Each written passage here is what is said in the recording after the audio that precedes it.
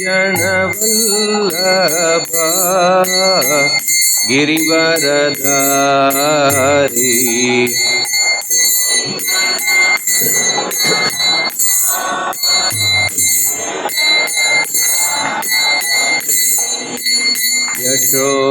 यशोदानन्दन व्रज जनरञ्जन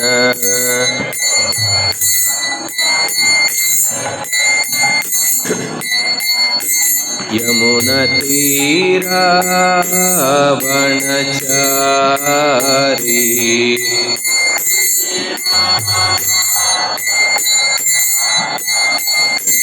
जय राधा माधव कुंज बिहारी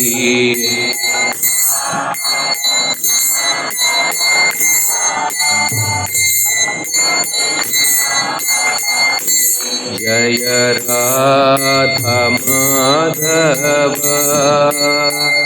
कुंज बिहारी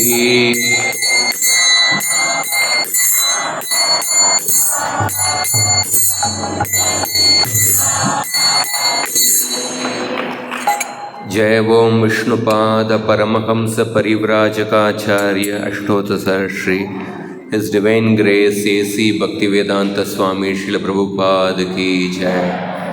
जय ओम Vishnupad Paramhans परिव्राजकाचार्य अष्टोत्तर Shri His Divine Grace भक्ति सिद्धांत सरस्वती ठाकुर श्रील प्रभुपाद की जय। अनंत कोटि वैष्णव वृंद की जय। नामाचार्य श्रील हरिदास ठाकुर की जय। प्रेम से कहो जय श्री कृष्ण चैतन्य प्रभु नित्यानंद श्री अद्वैत गदाधर श्रीवासादि गौर भक्त वृंद की जय। ग्रंथराज श्रीमद् भागवतम की जय। निताय गौर प्रेमानंदे। All glories to the assembled devotees, all glories to the assembled devotees, all glories to the assembled devotees, all glories, all glories, all glories to Sri Guru and Sri Gauranga. Om Namo Bhagavate Vasudevaya.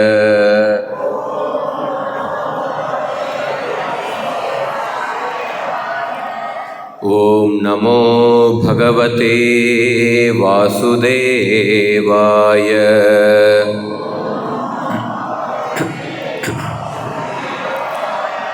Om Namo Bhagavate Vasudevaya.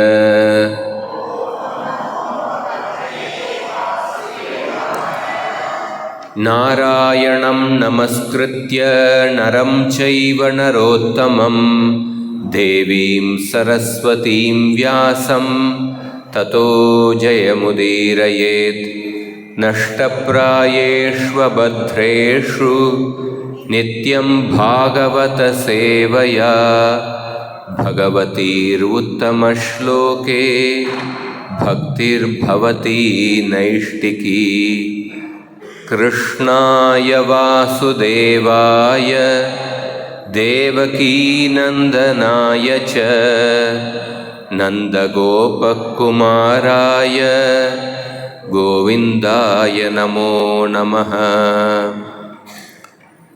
Om Agya ஸ்லோகத்தை படிப்போம். 8வது ஸ்கந்தம் 8வது அத்தியாயம் பார்க்கடலை கடைதல் 19வது ஸ்லோகம்.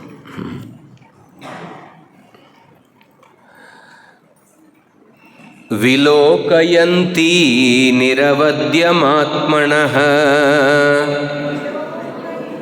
श्लोक श्लोक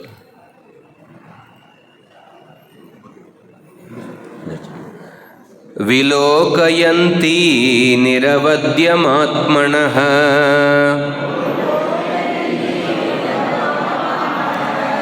पदं ध्रुवं चाव्यभिचारि सद्गुणम्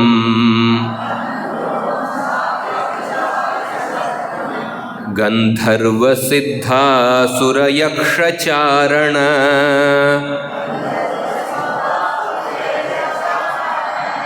त्रैपिष्टपेयादिषु नान्वविन्दत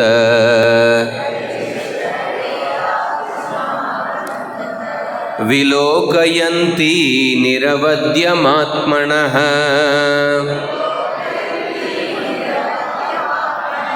पदं ध्रुवं चाव्यभिचारि सद्गुणम् गन्धर्वसिद्धासुरयक्षचारण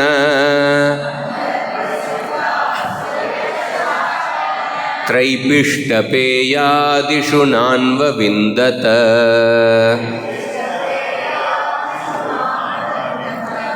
विलोकयन्ती निरवद्यमात्मनः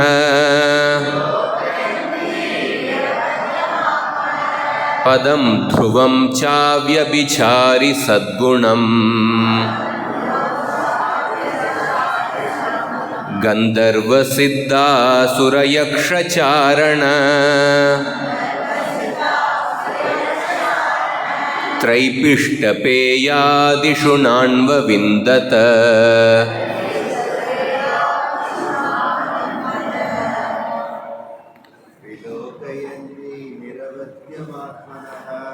विलोकयन्ती निरवद्यमात्मनः पदं ध्रुवं चाव्यभिचारि सद्गुणम् गन्धर्वसिद्धासुरयक्षचारण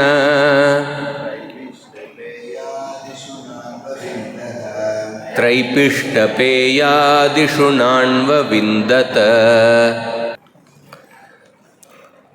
வார்த்தைகளினுடைய அர்த்தத்தை பார்ப்போம். விலோகயந்தி கவனித்தால், சோதித்தால், நிரவத்யம் எவ்வித குறையும் இல்லாமல், ஆத்மனக அவளுக்கென, பதம் அந்தஸ்து, துருவம் நித்தியமான, ச கூட, அவ்யபிசாரி சத்குணம் குணங்களில் எவ்வித மாற்றமும் இல்லாமல், கந்தர்வலோக வாசிகளுக்கு இடையில், சித்தலோக வாசிகள், அசுரர்கள், யக்ஷர்கள், சாரணலோக வாசிகள், திரைபிஷ்டபேய ஆதிஷு மற்றும் தேவர்களுக்கு இடையில், ந இல்லை, அன்வவிந்தத அவர்களில் ஒருவரையும் ஏற்க முடிந்தது. மொழிபெயர்ப்பு மற்றும் பொருளுரை ஸ்ரீல பிரபுபாதர் மூலமாக மொழிபெயர்ப்பு. கந்தர்வர்கள், யக்ஷர்கள்,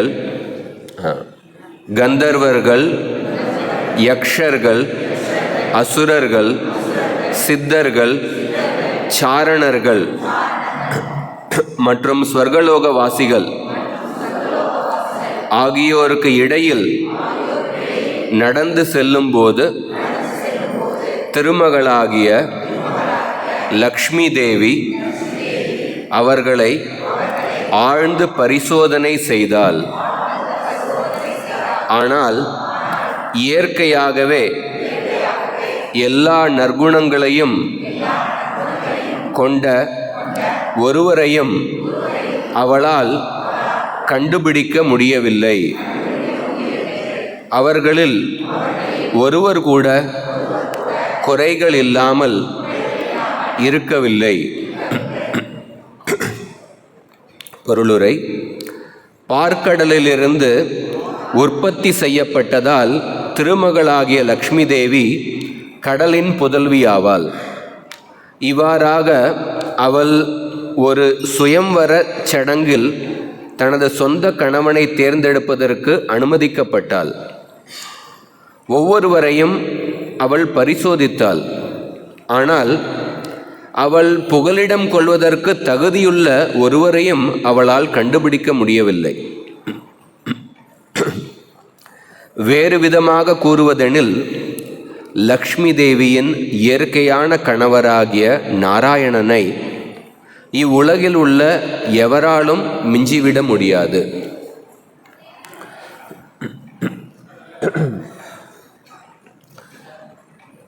ஓம் அஜ்ஞானதிமிரந்தஸ்ய ஞானாஞ்சனஷலாகயா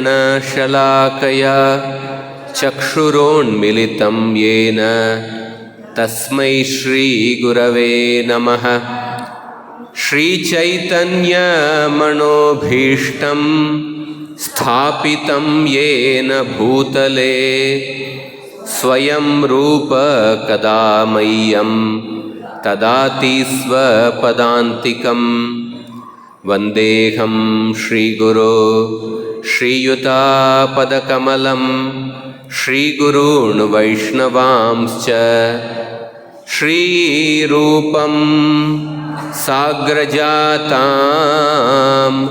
சககணா ரகுணாதான்விதம் தாம் சஜீவம் சாத்வைதம் சாவதூதம் பரிஜனா சகிதம் கிருஷ்ண சைதன்யதேவம் ஸ்ரீராதா கிருஷ்ணபதான்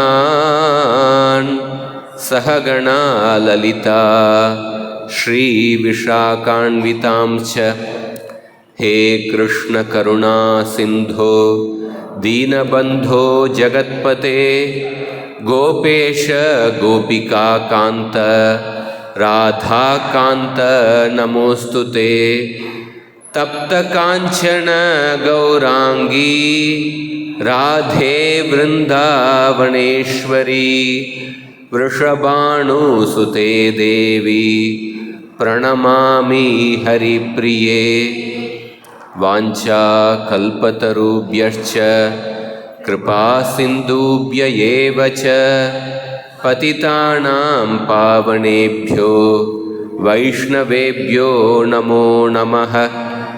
जय श्री कृष्ण चैतन्य प्रभो नित्यानंद श्री अद्वैत गदाधर श्रीवासादि गौर भक्तवृंद.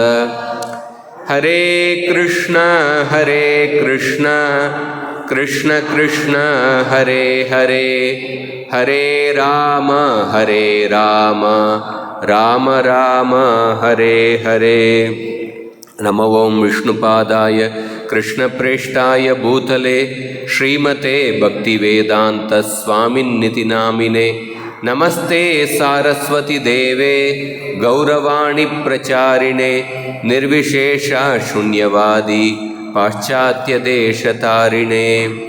सर्वशास्त्राब्धि पीयूष सर्ववेदैक सत्फल सर्वसिद्धांत रत्नाढ्य सर्वलोकैक दृक्प्रद.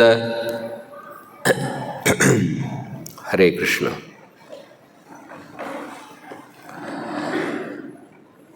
இந்த ஈரோடு நகரில் வந்திருக்கின்ற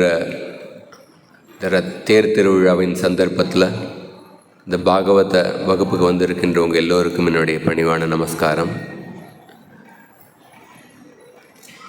ஈரோடு இஸ்கானை மேலாளர்களான ஷட்புஜ் கௌராங் பிரபு மற்றும் மற்ற பக்தர்கள் அவர்களுக்கும் இந்த பாகவதத்தினுடைய இந்த பகுதியிலிருந்து சில கருத்துக்களை பகிர்ந்து கொள்வதற்கான வாய்ப்பை கொடுத்திருக்கின்றீர்கள். அவர்களுக்கும் என்னுடைய நன்றியை தெரிவித்துக் கொள்கின்றேன். நம்ம இன்றைக்கி ஸ்ரீமத் பாகவதம் 8வது ஸ்கந்தத்திலிருந்து இந்த அற்புதமான பகுதியை நம்ம பார்க்குறோம். இந்த 8வது ஸ்கந்தத்தில் சுகதேவ கோஸ்வாமி அசுரர்களும் தேவர்களும் சேர்ந்து பார்க்கடலை கடைந்து அமிர்தத்தை பெறும் முயற்சியை பற்றி இந்த அற்புதமான கதையை வர்ணிக்கின்றார். ரொம்ப பிரசித்தியான கதை.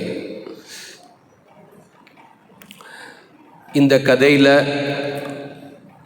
பல சந்தர்ப்பங்கள், பல தருணங்கள் வருகின்றன. அதில் ஒரு அற்புதமான ஒரு பிரசங்கம் என்னென்னா, அந்த பார்க்கடலிலிருந்து மகாலட்சுமி தாயார் அவதரிக்கின்றார். மகாலட்சுமி தாயாருடைய அபிஷேகம் நடக்கின்றது. அதற்கப்புறம் மகாலட்சுமி தாயார் அங்கு கூடியிருந்த எல்லா நபர்களை பரிசோதிக்கின்றார். ஒரு தகுந்த கணவரை தேர்ந்தெடுப்பதற்காக அங்கு கூடியுள்ள எல்லா நபர்களையும் நுணுக்கமாக பார்த்து தன்னுடைய மனசுக்குள்ள என்ன சிந்தனைகள் இருக்கின்றன அதை வெளிப்படுத்துகின்றார். லக்ஷ்மி தேவி தன்னுடைய சிந்தனைகளை வெளியில் பேசலை. ஆனால் சுகதேவ கோஸ்வாமி லக்ஷ்மி தேவியினுடைய மனசுக்குள்ள என்ன சிந்தனைகள் ஓடிக்கொண்டு இருக்கின்றது அதை வர்ணிக்கின்றார். ஸோ இந்த பார்க்கடல் அமிர்தத்தை தேவர்களும் அசுரர்களும் பெறும் இந்த அமிர்தத்தை பெறும் முயற்சி, இந்த கதை அவ்வளவு அற்புதமான கதை. இந்த கதையில் பகவான் பல்வேறு ரூபத்தில் அவர் அவதாரம் எடுக்கின்றார். தேவர்களுக்கு உதவி செய்கின்றார். பர்த்ருஹரி அப்படிங்கிற ஒரு கவிஞர் தன்னுடைய நீதி சதகத்தில் ஒரு அற்புதமான கருத்தை சொல்கின்றார். ரத்னைர் மகாப்தைஸ் துதுஷுர்ன தேவா ந பேஜிரே பீம விஷேண பீதிம் சுதாம் வினா ந பிரயுர் விராமம் ந நிஷ்சிதார்த்தாத் விரமந்தி தீராக. தீரர்களினுடைய குணங்களை பற்றி வர்ணிக்கின்றார். தீரர்கள் அப்படின்னு பார்த்தோன்னா உறுதி மனப்பான்மையை உடையவர்கள்,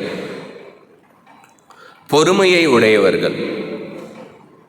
ஸோ இந்த பார்க்கடலில் அசுரர்களுக்கும் தேவர்களுடைய லட்சியம் என்ன? அமிர்தத்தை பெறுவது. அமிர்தத்தை பெறுவது வரைக்கும் அவங்க அந்த முயற்சியில் பல்வேறு கஷ்டங்களை எதிர்கொண்டார்கள். அதை தவிர பல்வேறு அவங்களுடைய மனதை கவருகின்ற மாதிரி பல பொருட்களும் தோன்றின.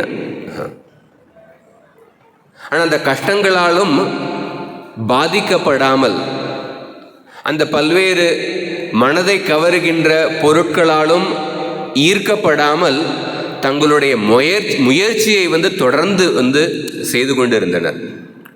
அதைத்தான் பர்த்ருஹரி சொல்றார். ரத்னைர் மகாப்தைர் துதுஷுகுர். தேவர்கள் இந்த பார்க்கடலை கடையும் பொழுது அற்புதமான விலை உயர்ந்த ரத்னங்களை பெற்றனர், கௌஸ்துப மணியை பெற்றனர், ஐராவதம் அப்படிங்கிற யானை தோன்றியது, அப்சராக்கள் தோன்றினர். ஆனால் அப்படிப்பட்ட பொருட்களை பெற்றதற்கு அப்புறமும் அவர்கள் திருப்தி அடையவில்லை. ந துதுஷுஹு பீம விஷேண பீதிம் ந பேஜிரே.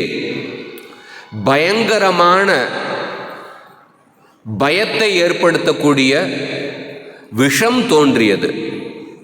அந்த விஷம் தோன்றியதற்கு அப்புறமும் பீதிம் ந பேஜிரே, அதனால் தங்களுடைய உறுதி மனப்பான்மையை இழக்காமல் சுதாம்பினா விராமம் ந பிரயுகு, அமிர்தத்தை பெறுவதை வரைக்கும் தங்களுடைய முயற்சியை அவர்கள் கைவிடவில்லை.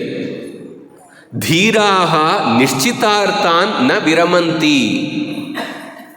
தீரர்கள் தங்கள் நிச்சயம் செய்த இலக்கை அடையிற வரைக்கும் அவர்கள் தங்களுடைய உறுதி மனப்பான்மையை இழக்க மாட்டார்கள். இந்த குணத்தை தான் ரூபகோஸ்வாமி உபதேசாமிரத்தில் சொல்றார். உற்சாகான் நிச்சயாத் தைரியாத் தத்தத் கர்ம பிரவர்த்தனாத். உற்சாகம், நம்பிக்கை மற்றும் உறுதி மனப்பான்மை அல்லது பொறுமை, இந்த குணங்கள் பக்தியில் முன்னேறுவதற்கு சாதகமான அனுகூலமான குணங்கள் அப்படின்னு சொல்கிறார். இதே பிரசங்கத்தில் லக்ஷ்மி தேவி தோன்றுகின்றார். ஒரு அற்புதமான விஷயம் என்னென்னா, நம்ம அஷ்டலக்ஷ்மி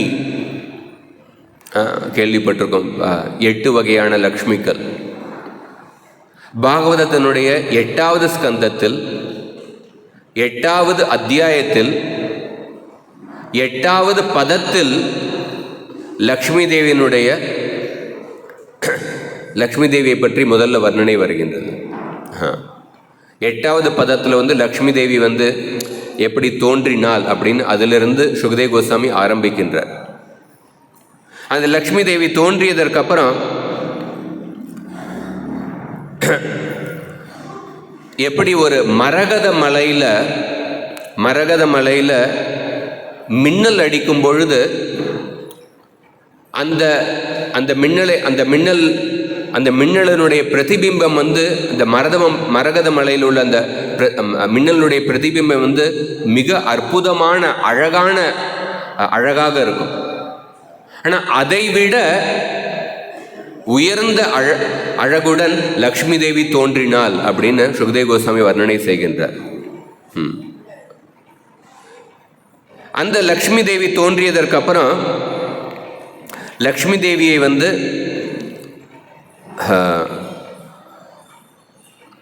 அங்கே லக்ஷ்மி தேவியினுடைய அழகை பார்த்து அங்கே கூடியிருந்த எல்லோரும் லக்ஷ்மி தேவியினுடைய அழகை பார்த்து எல்லோரும் ஈர்க்கப்பட்டனர்.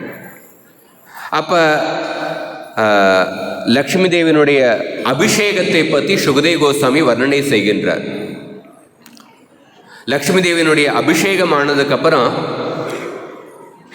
பல தேவர்கள் லக்ஷ்மி தேவிக்கு பல பரிசு பொருட்களை வழங்கினர். அதனுடைய வர்ணனையும் வருகின்றது. இந்த அபிஷேகம் முடிஞ்சு எல்லோரும் பரிசு பொருட்களை வழங்கியதற்கப்புறம் லக்ஷ்மி தேவி தன்னுடைய ஒரு தகுந்த கணவனை தேர்ந்தெடுப்பதற்காக அங்கு கூடியுள்ள நபர்களை தன்னுடைய மனசுக்குள்ள பரிசோதிக்கின்றார். ஸோ அந்த ஸ்லோகத்தை தான் நம்ம பார்க்குறோம். இந்த ஸ்லோகத்தை நான் திருப்பி படிக்கிறேன். விலோகயந்தி நிரவத்யமாத்மனஹ பதம் துருவம் சாவ்யபிசாரி சத்குணம் கந்தர்வ சித்தா சுரயக்ஷாரண திரைபிஷ்ட பேயா திஷு நான்வ விந்தத. விலோகயந்தி, லக்ஷ்மி தேவி பரிசோதித்தாள். ஸோ லக்ஷ்மி தேவி எந்த ஒரு நபரையும் தன்னுடைய கணவரை தகுந்த தலைவரை தேர்ந்தெடுப்பதற்கு மிகுந்த எதுவும் சிந்திக்காமல் தேர்ந்தெடுக்கவில்லை. மனசுக்குள்ள பரிசோதிக்க ஆரம்பித்தார், நுணுக்கமாக சிந்திக்க ஆரம்பித்தார். ஸோ இந்த பகுதி ஒவ்வொருவதற்கும், இந்த உலகத்தில் உள்ள ஒவ்வொரு ஜீவாத்மாவுக்கும் பொருத்தமான பகுதி. ஒருத்தர் நினைக்கலாம், இந்த பகுதியில் லக்ஷ்மி தேவி கணவரை தேர்ந்தெடுக்கின்றார், ஆனால் ஆண்களுக்கு இந்த பகுதி எப்படி பொருத்தமாக இருக்கும் அப்படின்னு நம்ம நினைக்கலாம். ஆனால் ஒவ்வொரு ஜீவாத்மாவும் பார்த்தோன்னா ஜீவ பிரகிருதி அப்படிங்கிற அந்த வார்த்தை பெண்பால். ஸோ ஒவ்வொரு ஜீவாத்மாவும் ஆணனுடைய சரீரத்தில் இருக்கலாம், பெண்ணனுடைய சரீரத்தில் இருக்கலாம். எல்லோரும் பார்த்தோன்னா எல்லோரும் ஒரு பெண் தான், ஏன்னா அவங்க ஜீவ பிரகிருதி. ஸோ ஒவ்வொரு ஜீவாத்மாவும் தங்களுடைய வாழ்க்கையில் ஒரு தகுந்த தலைவரை தேடிக்கொண்டு இருக்கின்றார்கள், ஒரு தகுந்த நாயகனை தேடிக்கொண்டு இருக்கின்றார்கள். ஹீரோ, ஒவ்வொருத்தரும் ஒரு தகுந்த ஹீரோவை தேடிக்கொண்டு இருக்கின்றார்கள், ஒரு தகுந்த நாயகனை. அதனால் இந்த பகுதி இந்த உலகத்தில் உள்ள ஒவ்வொருவருக்கும் பொருத்தமானது. ஸோ விலோகயந்தி நிரவத்யமாத்மனக, எப்படிப்பட்ட தலைவரை, எப்படிப்பட்ட கணவரை அவர் தேர்ந்தெடுக்க விரும்பினார்னா, குறைகளற்ற, களங்கங்களற்ற, நிரவத்யம்.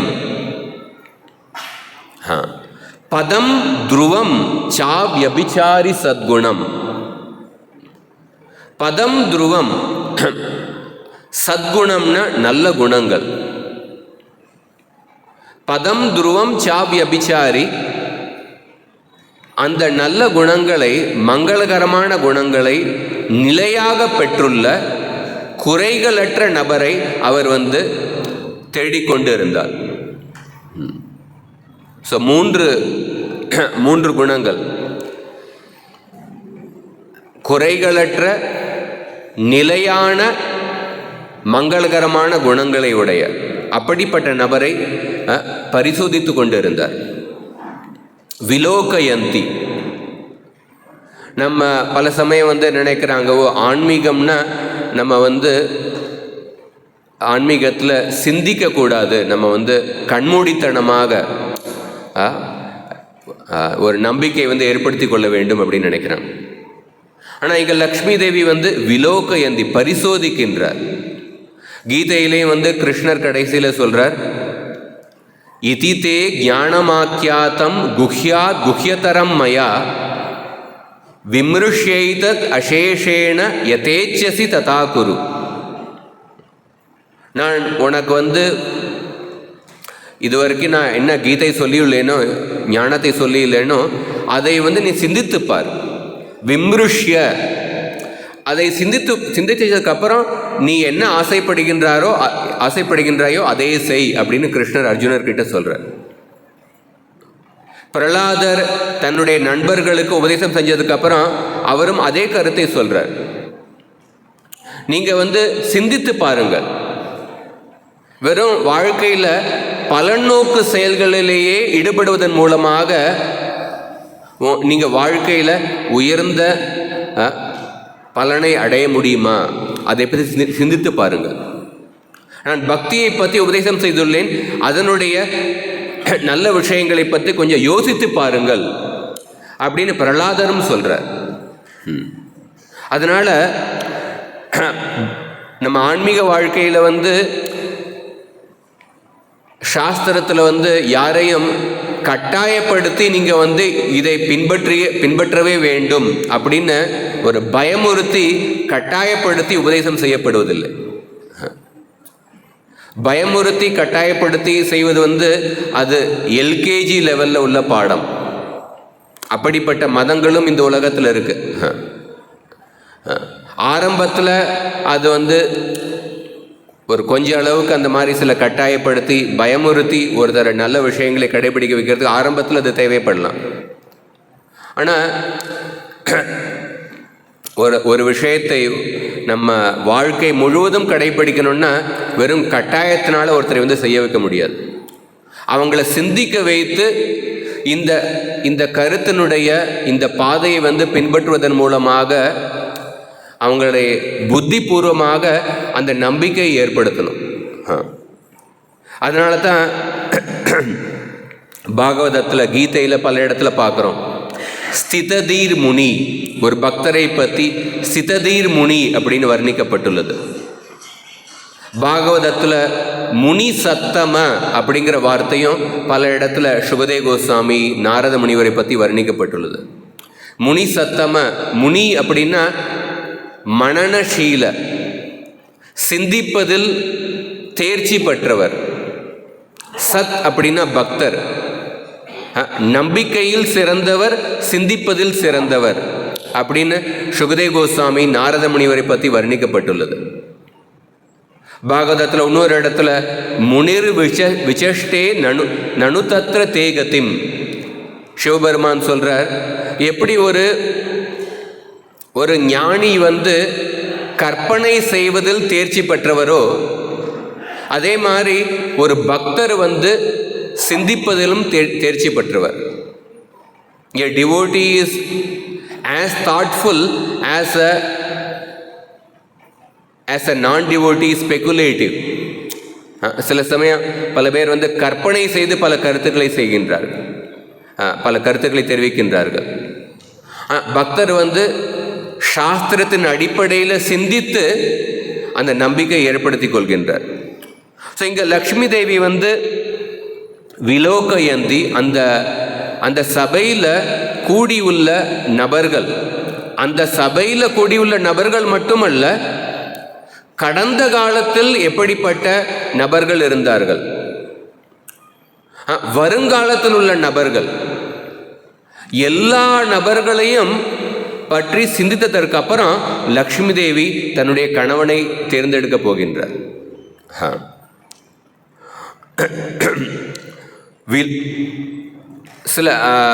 சில சமயம் ஆன்மீகத்தில் ரெண்டு எக்ஸ்ட்ரீம், ரெண்டு வகையான நபர்களை நம்ம பார்க்கலாம். சில பேர்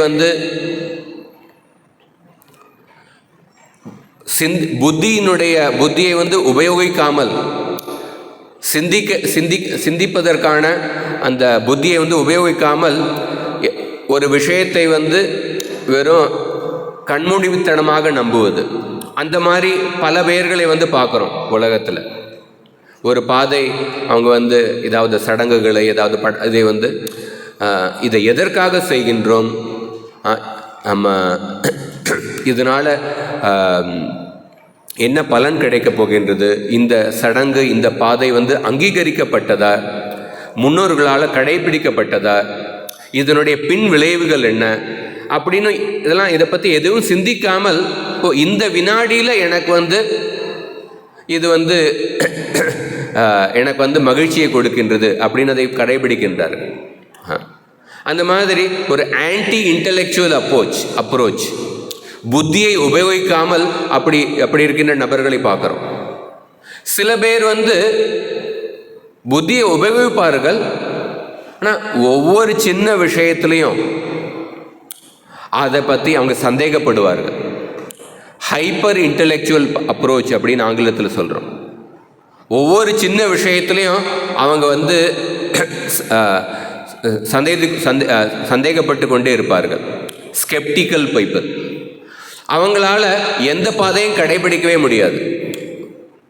ஒரு நல்ல விஷயத்தை சொன்னாலும், ஒரு பிரசாதத்தை கொடுக்குறோம், இந்த பிரசாதத்துக்குள்ளே ஏதாவது வச்சுருப்பாங்க போல இருக்கு, இதில் ஏதாவது மருந்து போட்டு நம்மளை வசீகரம் பண்ணிடுவாங்க அப்படின்னு ஒவ்வொரு சின்ன விஷயத்திலும் சந்தேகப்பட்டாங்கன்னா அவங்களால எந்த பாதையும் கடைபிடிக்க முடியாது. ஸோ நம்ம நம்பிக்கையும் வேண்டும், ஆனால் அந்த நம்பிக்கை சாஸ்திரத்தின் அடிப்படையில், முன்னோர்களின் அடிப்படையில், அப்படிப்பட்ட ஒரு ரீசனபிள் ஃபெய்த், ஒரு தர்க்கத்தின் அடிப்படையில் உள்ள ஒரு நம்பிக்கை, சாஸ்திரத்தின் அடிப்படையில் உள்ள நம்பிக்கை, அப்படிப்பட்ட நம்பிக்கை வேண்டும். ஸோ இங்கே லக்ஷ்மி தேவி சிந்திக்கின்றார். நிரவத்தியம் களங்கமற்ற குறைகளற்ற நபரை தேடிக்கொண்டிருக்கின்றார். உத்தவர் பாகவதத்தில் சொல்றார், தஸ்மாத் பவந்தம் அனவத்தியம் அனந்த பாரம். அவர் கிருஷ்ணரிடத்தில் சரணடையும் பொழுது அவர் சொல்றார், நான் ஏன் கிருஷ்ணரிடத்தில் சரணடைய விரும்புகின்றேன் அப்படின்னு 8 காரணங்களை சொல்றார். அதுல முதல் காரணம் என்ன சொல்றாருன்னா, அனவத்தியம் அல்லது நிரவத்தியம். இந்த 2 வார்த்தையும் ஒரே அர்த்தம் தான். ஏன்னா உங்ககிட்ட குறைகள் கிடையாது அப்படின்னு சொல்றார். ஸோ இந்த உலகத்தில் நமக்கு பல பேருடன் தொடர்பு வருகின்றது, பல இயக்கங்கள் கிட்ட தொடர்பு வருகின்றது, பல நிறுவனங்கள் கிட்ட தொடர்பு வருகின்றது. ஸோ ஆரம்பத்தில் அந்த நபர் குறைகள் இல்லாத மாதிரி தோன்றுகின்றது. ஆனால் காலப்போக்கில் நம்ம அதிகம் சமயம் அந்த நபர்கிட்ட கொடுக்கறதுக்கு அப்புறம் அந்த நபர்கள்கிட்ட பலவீனங்கள் நமக்கு தெரிய வருகின்றது. ஆனால் இந்த கிருஷ்ண பக்தி பாதை, கிருஷ்ணர் ஆரம்பத்தில் பல குறைகள் இருக்கிற மாதிரி தோன்றுகின்றது. சில சமயம் பக்தர்கள்கிட்டையும் சில குறைகள் இருக்கிற மாதிரி நம்ம பார்க்க முடியல. அல்ல கிருஷ்ணருடைய வாழ்க்கையிலையும் பார்க்கும் பொழுது, கிருஷ்ணர் இந்த நபர்கள்லாம் ஏமாற்றி ஜெயிச்சார், இவர் பல பெண்களுடன் நடனம் ஆடினார், பல மனைவிகளை திருமணம் செய்து கொண்டார். இந்த மாதிரி பலவிதமான சில நாஸ்திகவாத இயக்கங்கள் அவங்களும் ராமர் கிருஷ்ணர் மேலே அவதூறுகளை பரப்புகின்றார்கள். ஆனால் நம்ம கிருஷ்ணரை பற்றி, பகவானை பற்றி சரியான நபர்களிடத்திலிருந்து கேட்டு தெரிந்து கொள்வதற்கான அந்த முயற்சியில் ஈடுபடும் பொழுது நம்ம போக போக நமக்கு தெரியும் எப்படி கிருஷ்ணர்கிட்ட குறைகள் இல்லை, களங்கமற்ற நபர் அப்படிங்கிறத நம்மளால் உணர முடியும். அதான் நிரவத்தியம் அப்படிங்கிற வார்த்தையை உபயோகிக்கின்றார். ஸோ அவ்யபிச்சாரி சத்குணம், பதம் துருவம், துருவம் அப்படின்னா நிலையான, சத்குணம் மங்களகரமான குணங்கள். இந்த உலகத்தில் பல பேர்கிட்ட நல்ல குணங்கள் இருக்கு, ஆனால் அந்த நல்ல குணங்கள் நிலையாக இருக்கு அப்படின்னு நம்ம சொல்ல முடியாது. அந்த நல்ல குணங்களுக்கும் காலப்போக்கில் அது பல சமயத்தில் பல சந்தர்ப்பங்களில் அந்த குணங்களை அவங்க வெளிப்படுத்த மாட்டார்கள், அல்ல அந்த குணங்கள் அழிந்து விடுகின்றது. ஆனால் பாகவதத்தில் பார்க்குறோம், 1வது ஸ்கந்தம் 16வது அத்தியாயத்தில் பூமி தேவிக்கும் தர்மராஜருக்கும் இடையே நடந்த உரையாடல்.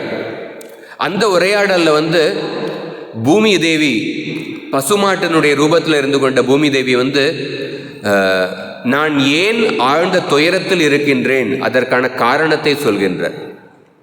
ஏன்னா கிருஷ்ணர் இந்த உலகத்தில் தன்னுடைய லீலைகளை செய்து கொண்டு இருந்தார். அந்த கிருஷ்ணர் தன்னுடைய லீலைகளை முடித்துவிட்டு இப்போ வைகுண்டத்துக்கு சென்று விட்டார். அதுதான் என்னுடைய துயரத்திற்கான காரணம் அப்படின்னு சொல்கிறார். அந்த சந்தர்ப்பத்தில் பூமி தேவி கிருஷ்ணருடைய 38 குணங்களை வர்ணிக்கின்றார். அந்த 38 குணங்களை வர்ணிச்சதுக்கப்புறம் கடைசியில் என்ன சொல்கிறாங்கன்னா, ஏதே சான்யேச்ச பகவன் நித்யாயத்ர மகாகுணாக. இந்த குணங்கள் பகவான் கிருஷ்ணர்கிட்ட நிலையாக இருக்கின்றது. நித்யாயத்ர மகாகுணாக அப்படின்னு சொல்றாங்க.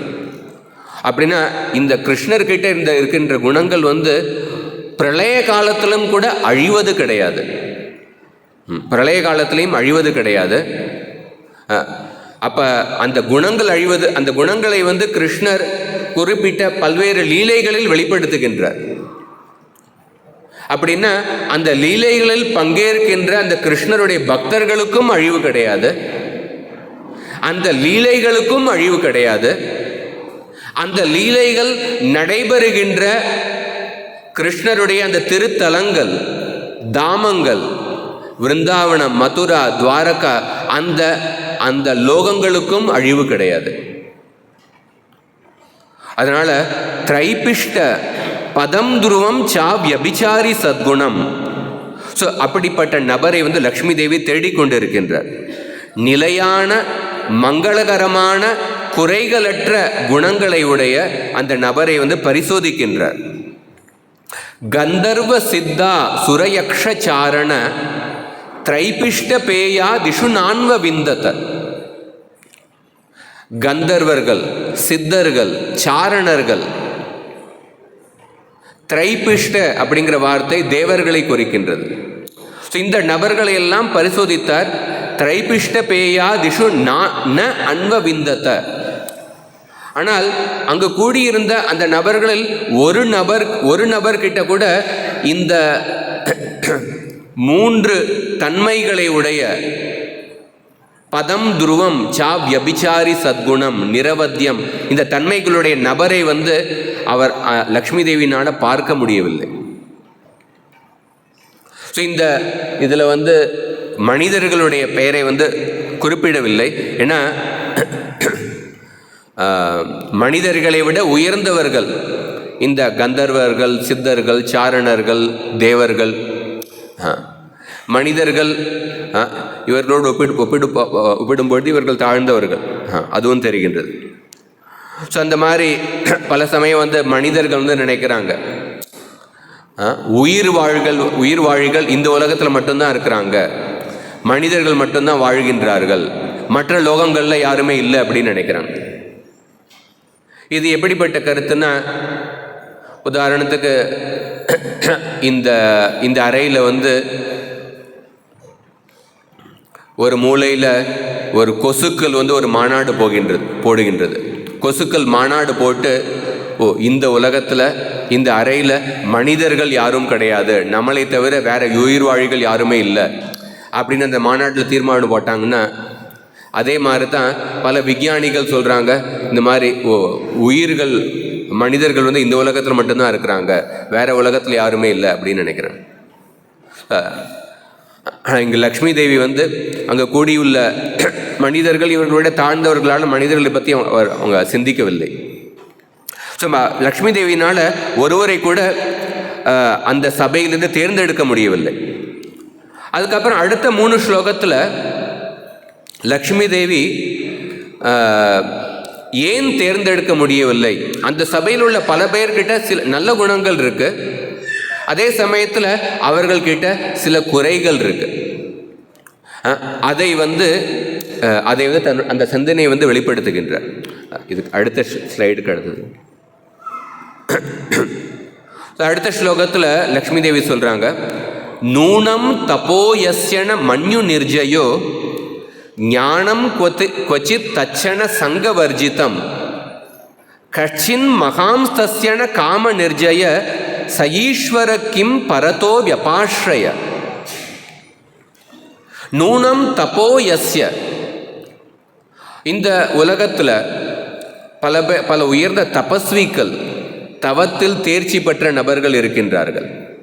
சில பேர் அந்த சபையில் இருந்தார்கள், ஆனால் சில பேர் கடந்த காலத்தில் அந்த சபையில் இல்லாத நபர்களை பற்றியும் சிந்திக்கின்றார். பல தவத்தில் வந்து தேர்ச்சி பெற்றவர்கள் இருக்கின்றார்கள். ஆனால் அப்படி இருந்தாலும் மன்யு நிர்ஜய, அவர்கள் வந்து பல சமயத்தில் கோபத்தினால அவங்க வந்து வீழ்ச்சி அடைந்து விடுகின்றார்கள். கோபத்தினால அதிக கோபத்தை வெளிப்படுத்தி பல தவறுகளை செய்து விடுகின்றார்கள். பாகவதத்திலையும் நம்ம பார்க்குறோம், தேவர்கள் வந்து நரநாராயண ரிஷியை வந்து புகழ்ந்து பேசும் பொழுது தேவர்கள் சொல்றாங்க, க்ஷுத்ரு திரிகால குணமாருத்த ஜைஹ்வ சைஷ்ணான் அஸ்மான் அபார ஜலதீன் அதிதீரிய கேச்சித் குரோதஸ்ய யாந்தி விபலஸ்ய வசம் பதே கோர் மஜ்ஜந்தி துஷ்சர தபஸ்ச விருத்தோத்ஸ்ருஜந்தி. இந்த உலகத்தில் பல பேர் வந்து கடும் தவம் செய்து பசி, தாகம் மற்றும் பல பௌதிக ஆசைகள் மற்றும் இந்த உலகத்தினுடைய இருமைகள், இதெல்லாம் பார்த்தோன்னா இந்த பசி, தாகம், பல ஆசைகள் இதுவே ஒரு பெருங்கடல் மாதிரி. ஆனால் பல பேர் வந்து கடும் தவம் செய்து இந்த பெருங்கடலை கடந்து விடுகின்றார்கள். அந்த பெருங்கடலை கடந்து விட்டு கோபம் அப்படிங்கிற குட்டை தண்ணீரில் மூழ்கி விடுகின்றார்கள். ஒருத்தர் இந்திய மகா சமுத்திரத்தை நீச்சல் அடித்து கடந்து விட்டு அவர் வந்து தொட்டியில் உள்ள தண்ணீரில் மூழ்கி செத்து போயிட்டார் அப்படின்னு சொன்னோன்னா எல்லோரும் ஆச்சரியமாக கேட்பாங்க. அந்த மாதிரி கோபம் அப்படிங்கிற குட்டை தண்ணீரில் அவங்க வந்து மூழ்கி விடுகின்றார்கள் அப்படின்னு சொல்லப்பட்டிருக்கு. ஸோ இந்த மாதிரி தபம் வந்து ஒரு உயர்ந்த குணம். மனித வாழ்க்கையினுடைய நோக்கம் வந்து தவம் செய்வது, ஒரு ஆன்மீக தவம் செய்வது. ஆனால் ஒருத்தர் அதிகப்படியாக கோபத்தை வெளிப்படுத்துவதன் மூலமாக அந்த தவத்தினுடைய பலன்களை இழந்து விடுகின்றார்கள். இதை ஒவ்வொரு வார்த்தை, ஒவ்வொரு சொற்றொடரை வந்து பற்றி அந்த சிந்தனை வந்து லக்ஷ்மி தேவி வெளிப்படுத்தும் பொழுது அதற்கு பின்னாடி சில நபர்களை வந்து ஸ்ரீதர சுவாமி உதாரணமாக சொல்கின்றார். ஸ்ரீதர சுவாமி தன்னுடைய வியாக்கியானத்தில் இந்த லக்ஷ்மி தேவியினுடைய ஒவ்வொரு சிந்தனைக்கு பின்னாடி லக்ஷ்மி தேவி எந்த நபர், எப்படிப்பட்ட நபர்களை சிந்திக்கின்றார், அதற்கு உதாரணமாக சில நபர்களை சொல்கின்றார். உதாரணமாக துர்வாச முனி, தேவல ரிஷி. பல ரிஷிகள் வந்து அவர்கள் தவம் செஞ்சாலும் அவர்கள் வந்து பல சமயத்தில் அதிக கோபத்தை வெளிப்படுத்துகின்றார்கள். சில பிராமணர்கள், சத்திரியர்கள் வந்து அவர்கள் அம்பு, வில் அப்படிப்பட்ட ஆயுதங்களை உபயோகிக்கின்றார்கள். ஆனால் பிராமணர்கள் வந்து வாக் வஜ்ரன தங்களுடைய வார்த்தை அப்படிங்கிற ஆயுதத்தை உபயோகப்படுத்தி பல பேரை வந்து சில சமயம் அதிகமாக திட்டி அதிகமாக சாபம் கொடுத்து விடுகின்றார்கள். அதன் மூலமாக அவர்கள் தங்களுடைய தவத்தினுடைய பலனை இழந்து விடுகின்றார்கள். ஸோ ஒருத்தர்கிட்ட கோபம் இருக்கும் பொழுது கோபத்தினுடைய மூல காரணம் என்னென்னா, நம்மளுடைய ஆசைகள் வந்து திருப்தி அடையாத பொழுது அப்போ வந்து ஒருத்தருடைய மனசில் கோபம் வருகின்றது. காமயேஷ குரோதயேஷ ரஜோகுண சமுத்பவ மகாஷனோ மகாபாப்மா வித்யேன மிக வைரினம். ஸோ ரஜோகுணத்தின் மூலமாக காமம் தோன்றுகின்றது. அந்த காமமே வந்து கோபமாக மாறுகின்றது. ஸோ அந்த கோபத்துக்கான மூல காரணம் வந்து காமம், ஆசைகள். ஸோ ஒருத்தருடைய மனசில் ஆசைகள் இருக்குது அப்படின்னா அவர் வந்து தன்னுடைய வாழ்க்கையில் ஒரு பூரணத்துவத்தை வந்து அனுபவிக்கவில்லை. அவர்கிட்ட ஏதாவது சில குறைபாடுகள் இருக்கு. அபூர்ணத்துவத்தை வந்து அவர் வந்து அனுபவித்து கொண்டு இருக்கின்றார். அதனால தான் ஒரு பொருட்களை அடைவதற்கான ஆசைகள் இருக்கு. அந்த ஆசைகள் திருப்தி அடையாத பொழுது அவர் வந்து கோபப்படுகின்றார். ஸோ இதன் மூலமாக லக்ஷ்மி தேவி நினைக்கின்றார், பல பேர் வந்து தவம் செஞ்சாலும் அவர்கள் கோபப்படுவதனால அவர்களுடைய வாழ்க்கையில் அவர்கள் வந்து ஒரு பூரணமான நபர்கள் கிடையாது, அவர்கள்கிட்ட சில குறைபாடுகள் இருக்கு அப்படின்னு உணர்கின்றார். அதுக்கு அடுத்த சொற்றொடரில் சொல்றாங்க, ஞானம் கொச்சித் தட்சண சங்கவர்ஜிதம்.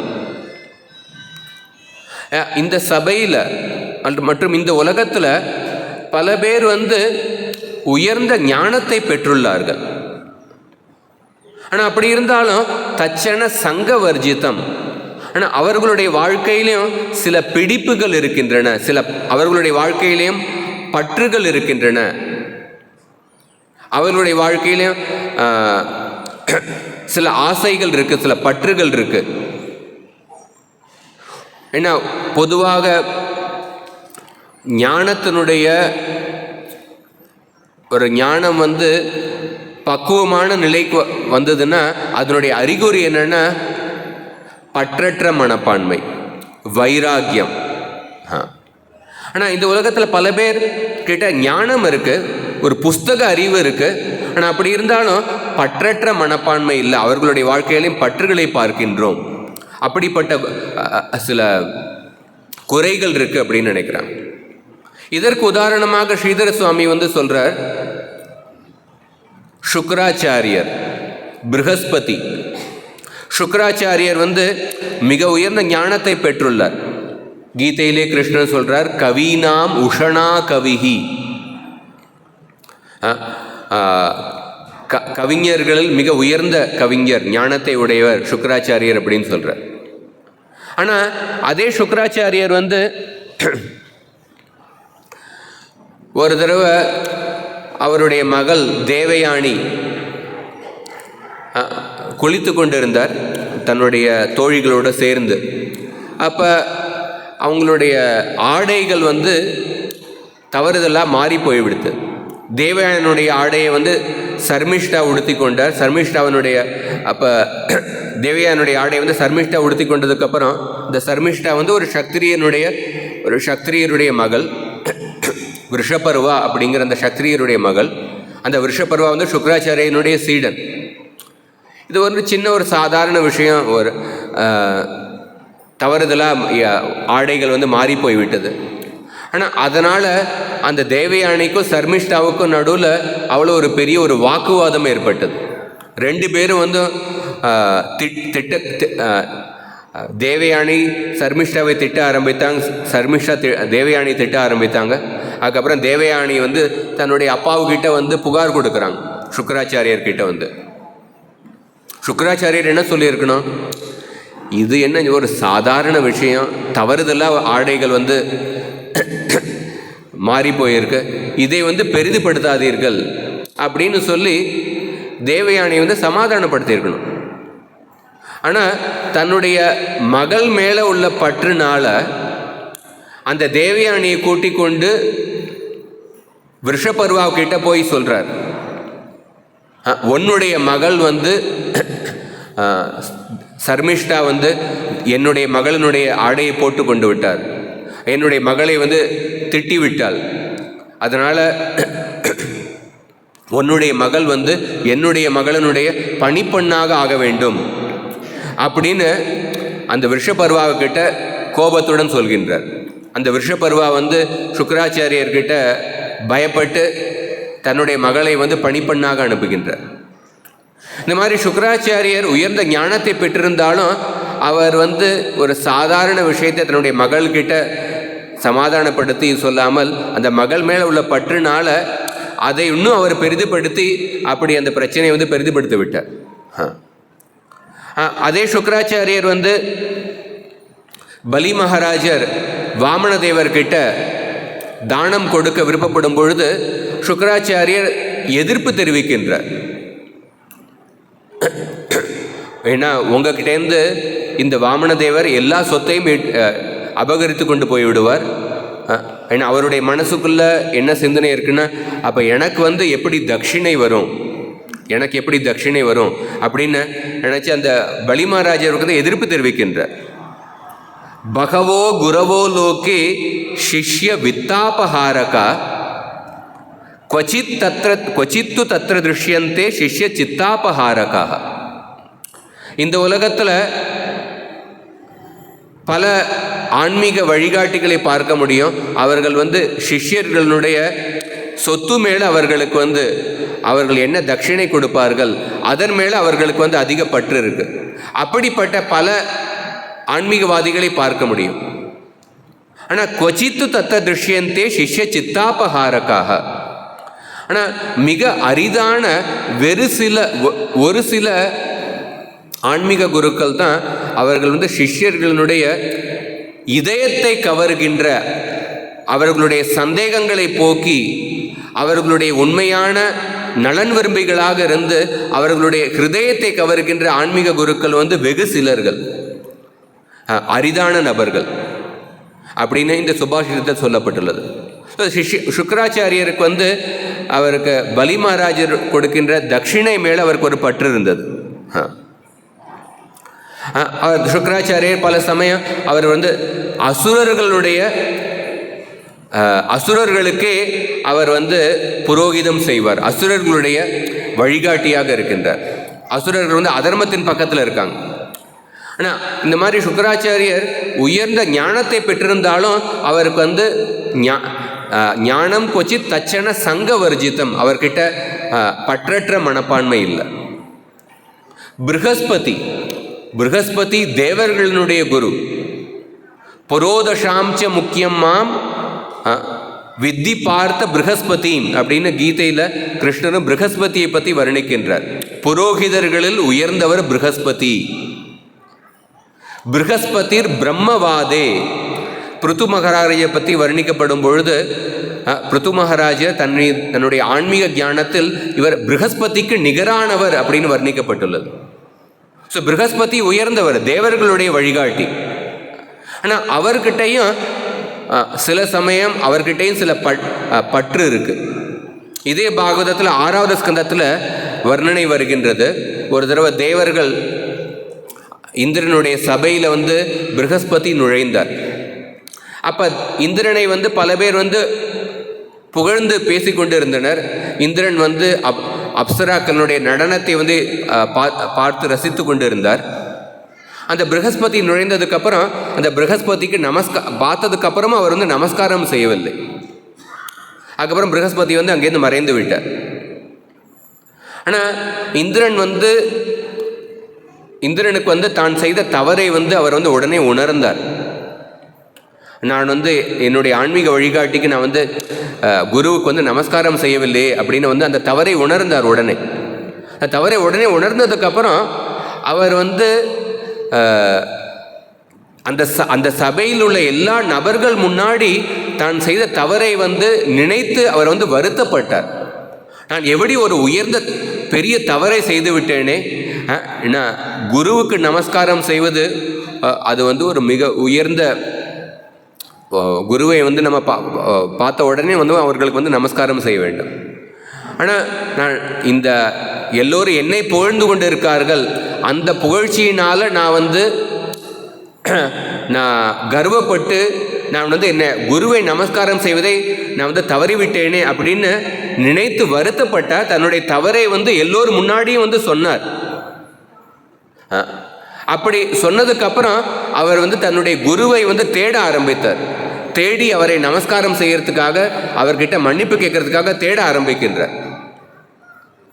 ஆனால் அவர் ப்ரகஸ்பதியை தேட ஆரம்பித்ததுக்கப்புறம் ப்ரகஸ்பதி அவருக்கு காட்சி கொடுக்கவில்லை. அவர் இந்திரனை மன்னிப்பு கேட்கறதுக்காக ஒரு வாய்ப்பை கூட கொடுக்கவில்லை. ஸோ இதில் ஸ்ரீதர சுவாமி ஏன் இந்த உதாரணத்தை சொல்கிறாருன்னா, இதில் ப்ரகஸ்பதி கிட்டேயும் ஒரு தவறு இருக்குது அப்படின்னு சொல்கிறார். ஏன்னா ப்ரகஸ்பதி கிட்டேயும் அவர் அந்த மரியாதையை, அவருடைய மனசில் மரியாதைக்கான ஒரு எதிர்பார்ப்பு அவர்கிட்ட அவருடைய மனசில் இருந்தது. ஸோ இந்திரன் அவர் தவறு செஞ்சார். ஆனால் அந்த தவறை வருத்தப்பட்டு அவர் அவர்கிட்ட மன்னிப்பு கேட்கறதுக்காக அவரை தேடிக்கொண்டிருந்தார். ஆனால் அது வாய்ப்பு கொடுக்காமல் அவர் ப்ரகஸ்பதி காட்சியை கொடுக்கவில்லை. சரி, அப்படி அதிலிருந்து என்ன தெரியுதுன்னா, அவருடைய மனசுக்குள்ள ஒரு எதிர்பார்ப்பும் இருந்தது, மரியாதை மேலே ஒரு பற்றும் இருந்தது. அதனால தான் சைத்தன்ய மகாபிரபு சொல்றார், அமானினா மானதேனா கீர்த்தனிய சதாஹரி. மற்றவர்களிடமிருந்து மரியாதையை எதிர்பார்க்காமல் மற்றவர்களுக்கு அவர்களுடைய ஸ்தானத்திற்கு ஏற்றபடி யார் மரியாதை கொடுக்கின்றார்களோ அவரால் தான் கிருஷ்ணருடைய நாமத்தை இடைவெளி இல்லாமல் உச்சரிக்க முடியும் அப்படின்னு சொல்கிறார். ஸோ இங்கே ப்ரகஸ்பதி கிட்டையும் ஒரு பற்று இருக்குது. அதை அந்த பற்றை, அதை பற்றி, அந்த குறையை பற்றி லக்ஷ்மி தேவி நினைக்கின்றார். இந்த மாதிரி ஒவ்வொருத்தர்கிட்டையும் சில நல்ல குணங்கள் இருக்குது. ஆனால் அதே சமயத்தில் ஒருத்தர்கிட்ட சப்போஸ் 1 கிலோ நல்ல குணம் இருக்குது, 2 கிலோ நல்ல குணம் இருக்குது, 3 கிலோ நல்ல குணம் இருக்குது, அப்படிப்பட்ட அளவு உள்ள நல்ல குணம் இருக்குது. ஆனால் ஒரு மலை போன்ற ஒரு குறை இருந்ததுன்னா அந்த மலை போன்ற குறை அந்த நல்ல குணங்களுடைய மதிப்பை அழித்து விடுகின்றது. அந்த மாதிரி இதை லக்ஷ்மி தேவி இந்த குறைகளை வெளியில் பேசவில்லை, தன்னுடைய மனசுக்குள்ளே சிந்தித்து கொண்டு இருக்கின்றார். ஒருத்தருடைய குறைகளை நம்ம வெளியில் பேசி அந்த நபரை தாழ்த்தி பேசணும்னா அது அபராதமாகிவிடும், அது கிரிட்டிசிசம். ஆனால் கிரிட்டிக்கல் திங்கிங்னா அந்த புத்தியை உபயோகப்படுத்தி நம்ம எது சரி எது தவறு, எது தர்மம் எது அதர்மம், அந்த சிந்திக்கும் மனப்பான்மை இருக்க வேண்டும். ஆனால் அந்த குறைகளை, சிலருடைய குறைகளை வெளியில் பேசணுன்னா அது அபராதமாகிவிடும். இதெல்லாம் லக்ஷ்மி தேவனுடைய மனசுக்குள்ள உள்ள சிந்தனைகள். அதுக்கப்புறம் அடுத்த பதத்தை சொல்கிறாங்க, கஷ்டின் மகாம் சஸ்யன காம நிர்ஜய. இந்த உலகத்தில் பல பேர் மகான், மிக உயர்ந்த மகாத்மாக்கள், மிக உயர்ந்த நிலையில் உள்ள நபர்கள் இருக்கின்றார்கள். ஆனால் அப்படி இருந்தாலும் அவர்கள் காமத்தை வெல்லவில்லை. இதுக்கு பிரம்மாவினுடைய உதாரணத்தையே ஸ்ரீதர சுவாமி கொடுக்கின்றார். பிரம்மா நம்ம எல்லோருடைய பிதாமக, இந்த உலகத்தில் தோன்றின முதல் ஜீவாத்மா, படைக்கப்பட்ட முதல் ஜீவாத்மா. ஆனால் அந்த பிரம்மாவனுடைய மனசுலேயே கூட காமத்தினால சில சமயத்தில் விகாரம் ஏற்பட்டது. ஒரு சுபாஷிதத்தில் வர்ணிக்கப்பட்டுள்ளது, ஏகம் வஸ்து த்விதா கர்த்தும் பகவஸ் சந்தி தன்வினக ஜயத்யேக ஸ்மரோதன்வி துவயோர் ஐக்கியம் கரோத்திய. இந்த உலகத்தில் பல திறமை பெற்ற வில்லாளிகள் இருக்கின்றார்கள். அந்த வில்லாளிகள் அவர்கள் அம்பு எய்யும் பொழுது அந்த கூர்மையான அம்புனால அந்த பொருள் இரண்டாக பிளக்கப்படுகின்றது, இரண்டாக துண்டிக்கப்படுகின்றது. ஆனால் காமதேவர் அப்படிங்கிற இவர் ஒரு விசித்திரமான வில்லாளி. அவர் அம்பு எய்யும் பொழுது இரண்டு நபர்களுடைய இதயம் கூடுகின்றது அப்படின்னு சொல்றார். ஜெயத்யேக ஸ்மரோதன்வி துவயோர் ஐக்கியம் கரோத்திய.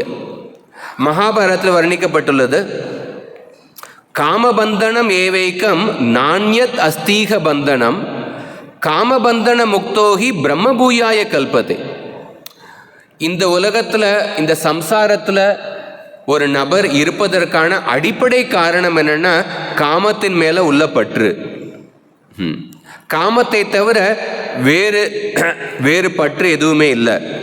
யார் ஒருத்தர் காமத்திலிருந்து விடுபட்டுள்ளாரோ அவர் முக்தி அடைவதற்கான தகுதியை உடனே பெற்று விடுகின்றார் அப்படின்னு சொல்லப்பட்டுள்ளது. பாகவதத்தில் சொன்ன புரூர் அவர் சொல்றார், கிம் வித்யா கிம் தபசா கிம் தியாகேன ஸ்ருதேனவா கிம் விவிக்தேன மௌனேன ஸ்திரீபிர்யஸ்ய மனோகிருதம். ஒருத்தர் நிறைய படித்திருக்கின்றார், நிறைய தவம் செய்திருக்கின்றார், நிறைய வைராக்கியத்தை பெற்றுள்ளார், அவர் மௌன விரதத்தை கடைபிடிக்கின்றார்.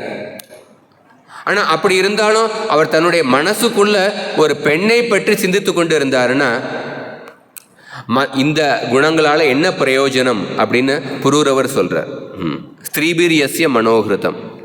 இந்த மாதிரி இந்த ஸ்லோகத்தில் லக்ஷ்மி தேவி சில உயர்ந்த மகாத்மாக்கள் உயர்ந்த பதவியில் இருந்தாலும் அவர்களும் காமத்தினால வெல்லப்படுகின்றார்கள். இந்த குறைகள் இருக்குது அப்படின்னு அவங்க லக்ஷ்மி தேவி நினைக்கின்றார். அதற்கப்புறம் அடுத்த பதத்தில் ச ஈஸ்வர கிம் பரதோ வியபாஸ்ரய. ச ஈஸ்வர கிம், சில பேர் உயர்ந்த ஈஸ்வரர்களாக இருக்கின்றார்கள். இதற்கு உதாரணமாக இந்திரன் தேவர்களுடைய தலைவராக இருக்கின்றார். ஆனால் அப்படி இருந்தாலும் இந்திரன் பல சமயத்தில் பரதோ வியபாஸ்ரய மற்றவர்களை நாடி இருக்க வேண்டியிருக்கின்றது, மற்றவர்களுடைய உதவியை நாடி இருக்க வேண்டியிருக்கின்றது. பல சமயம் அசுரர்கள் அந்த தேவர்களை வென்று விடுகின்றார்கள். அப்போ அந்த இந்திரன் பிரம்மாவினுடைய உதவியை தேடி போகின்றார். பிரம்மா உபேந்திரர் வாமனருடைய உதவியை தேடி போகின்றார். பிருகஸ்பதியினுடைய உதவியை தேடி போகின்றார். விஸ்வரூபனுடைய உதவியை தேடி போகின்றார். இந்த மாதிரி உயர்ந்த ஈஸ்வரனாக இருந்தாலும் அவர் அவருக்கும் சுதந்திரம் இல்லை, மற்றவர்களுடைய உதவியை நாட வேண்டி இருக்கின்றது. ஸோ அப்படி இருக்கும் பொழுது அவர்களை நான் எப்படி கணவராக தேர்ந்தெடுக்க முடியும், அவர்களை எப்படி தலைவனாக தேர்ந்தெடுக்க முடியும் அப்படின்னு லக்ஷ்மி தேவி நினைக்கின்றார். ஸோ பரதோ வியபாஸ்ரய அப்படின்னா இதுக்கு ரெண்டு அர்த்தம் என்னென்னா, யார் ஒருத்தர் மற்றவர்களுடைய அடைக்கலத்தை தேடி போக வேண்டிய சூழ்நிலையில் இருக்கின்றார்களோ அந்த நபர்கள் பரதோ வியபாஸ்ரய அப்படின்னு ஒரு அர்த்தம். அல்லது இன்னொரு அர்த்தம் என்னென்னா, யார் மற்றவர்களுடைய தாக்குதல்னால தங்களுடைய இருப்பிடத்தையே இழந்து விடுகின்றார்கள், தங்களுடைய பதவியை இழந்து விடுகின்றார்கள். பல சமயம் தேவர்கள் அசுரர்களால் தோற்கடிக்கப்படுகின்றார்கள். ஸோ அதனால் இவர்களை நான் இந்திரனையும் கணவனாக தேர்ந்தெடுக்க முடியாது அப்படின்னு மனசுக்குள்ளே சிந்திக்கின்றார். அதுக்கடுத்த ஸ்லோகத்தில் சொல்கிறாங்க, தர்ம குவச்சித் தத்ரண பூத சௌஹிருதம். பல பேர் தர்மத்தை கடைபிடிக்கின்றார்கள். ஆனால் அப்படி இருந்தாலும் தத்ரண பூத சௌஹிருதம், அவங்க சில சமயம் மற்ற உயிரினங்கள் மேலே வன்முறையை காண்பிக்கின்றார்கள், மற்ற உயிரினங்களுக்கு துன்பத்தை கொடுக்கின்றார்கள். ஸோ இதுவும் ஒரு முக்கியமான கருத்து.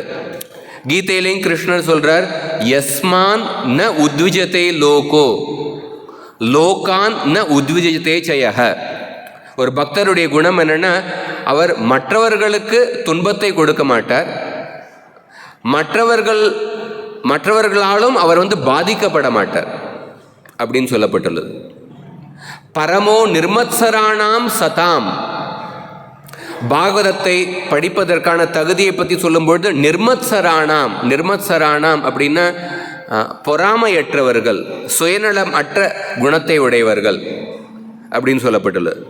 இந்த மாதிரி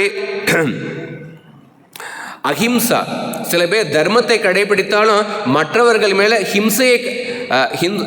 மற்றவர்களுக்கு துன்பத்தை கொடுக்கின்றார்கள். பாகவதத்தில் 7வது ஸ்கந்தத்தில் சொல்லப்பட்டுள்ளது, நைதாதிருஷ பரோ தர்மோ நிணாம் சத் தர்மம் இச்சதாம் ஞாசோ தண்டஸ்ய பூதேஷு மனோவா காயஜஸ்ய. என்ன சொல்லப்பட்டுள்ளதுன்னா, யார் ஒருத்தர் உயர்ந்த மதத்தினுடைய கோட்பாடுகளை கடைபிடிக்கும் நபர்கள், உயர்ந்த தர்ம கோட்பாடுகளை கடைபிடிக்கும் நபர்கள், அவர்கள் மற்ற உயிரினங்கள் மேலே உள்ள துவேஷத்தை, பொறாமையை முழுவதுமாக கைவிட வேண்டும். இதைவிட உயர்ந்த மத கோட்பாடு எதுவுமே கிடையாது அப்படின்னு சொல்லப்பட்டுள்ளது. மற்ற உயிரினங்கள் மேலே உள்ள அந்த பொறாமை அல்லது துவேஷம், மற்ற உயிரினங்களுக்கு துன்பத்தை கொடுப்பது, அதை யார் கைவிடுகின்றாரோ இதுதான் உயர்ந்த மத கோட்பாடு அப்படின்னு பாகவதத்தில் 7வது ஸ்கந்தம் 15வது அத்தியாயத்தில் நாரதர் சொல்கிறார்.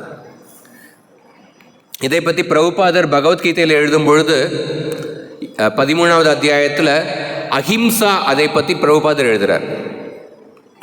அஹிம்சா அப்படின்னா மற்றவர்களுக்கு துன்பத்தை கொடுக்காமல் இருப்பது, மனது மூலமாகவோ வாக்கு மூலமாகவோ அல்லது உடல் மூலமாகவோ. அதில் பிரபுபாதர் என்ன எழுதுகிறாருன்னா, இந்த உலகத்தில் எல்லோரும் அறியாமையில் இருக்கின்றார்கள். அப்போ அவர்களை அறியாமையிலிருந்து விடுவித்து அவர்களை கிருஷ்ண பக்திக்கு கொண்டு வருவதற்கான முயற்சி தான் அவர்களுக்கு செய்கின்ற உண்மையான நல்ல காரியம், நன்மை. ஸோ யார் ஒருத்தர் மற்றவர்களுக்கு அவர்களை அறியாமையிலிருந்து விடுவிக்க முயற்சி செய்யவில்லையோ அவர்கள் வன்முறையைத்தான் கடைபிடிக்கின்றார்கள். ஸோ அப்போ உண்மையான அஹிம்சா என்னன்னா, மற்றவர்களை அவர்களுடைய அறியாமையிலிருந்து வெளியில் கொண்டு கிருஷ்ண பக்தியை சொல்லி கொடுப்பது, அதுதான் உண்மையான அஹிம்சா அப்படின்னு பிரபுபாதர் எழுதுகிறார். அதனால தான் துருவ மகாராஜருக்கு குபேரர் ஸ்வயம்புவ மனு அறிவுரை சொல்லும் பொழுது சொல்கிறார், நாயம் மார்கோஹி சாதுனாம் ரிஷிகேஷானு வர்த்தினாம் யதாத்மானம் பராகிரஹ்ய பசுவத் பூத வைஷசம். நீ உயர்ந்த பக்தர், ஆனால் நீ உயர்ந்த பக்தராக இருந்து கொண்டு நீ ஏன் இவ்வளவு யக்ஷர்களுக்கு இவ்வளவு யக்ஷர்களை எடுத்து நீ அவர்களை கொண்டு இருக்கின்றாய்? இது ஒரு பக்தருக்கான அறிகுறி, சரியான அறிகுறி இல்லையே அப்படின்னு துருவ மகாராஜர்கிட்ட அறிவுரை சொல்கிறார். அதனால தான் நம்ம பக்தர்களாக இருந்தாலும் பல சமயம் நம்ம நாமத்தை உச்சரித்து கொண்டு இருந்தாலும் பாகவதத்தை கேட்டுக்கொண்டு இருந்தாலும் நம்ம நம்மளுடைய சாதனையை பற்றி நினைத்து கொண்டு இருந்தோம்னா, எனக்கு இவ்வளவு சாண்டிங் பண்ணணும், நான் இவ்வளவு படிக்கணும். ஆனால் மற்றவர்களுக்கு பிரச்சாரம் செய்வதில் நம்ம ஆர்வத்தை காண்பிக்கவில்லைன்னா அப்படிப்பட்ட பக்தர்களும் இந்த வாக்கியத்தில் அடங்குவார்கள். தர்மம் கொச்சித் தத்ரண பூத சௌஹிருதம். ஸோ நம்மளால் முடிந்த பணி, இந்த கிருஷ்ண பக்தி பிரச்சாரத்தில் சில பேர் நேரடியாக பேசலாம், அல்லது அந்த பிரச்சாரத்தில் மறைமுகமாக பல உதவிகள் தேவைப்படுகின்றது. ஸோ அந்த கிருஷ்ண பக்தி பிரச்சாரத்தில் நம்மளுடைய வாழ்க்கையிலையும் கடைபிடிக்கணும். அதே சமயத்தில் இந்த கிருஷ்ண பக்தி பிரச்சாரத்தை, பகவத்கீதை பாகவதத்தை மற்றவர்களுக்கு சொல்லிக் கொடுப்பதற்கான அந்த முயற்சியிலேயே பங்கேற்க வேண்டும்.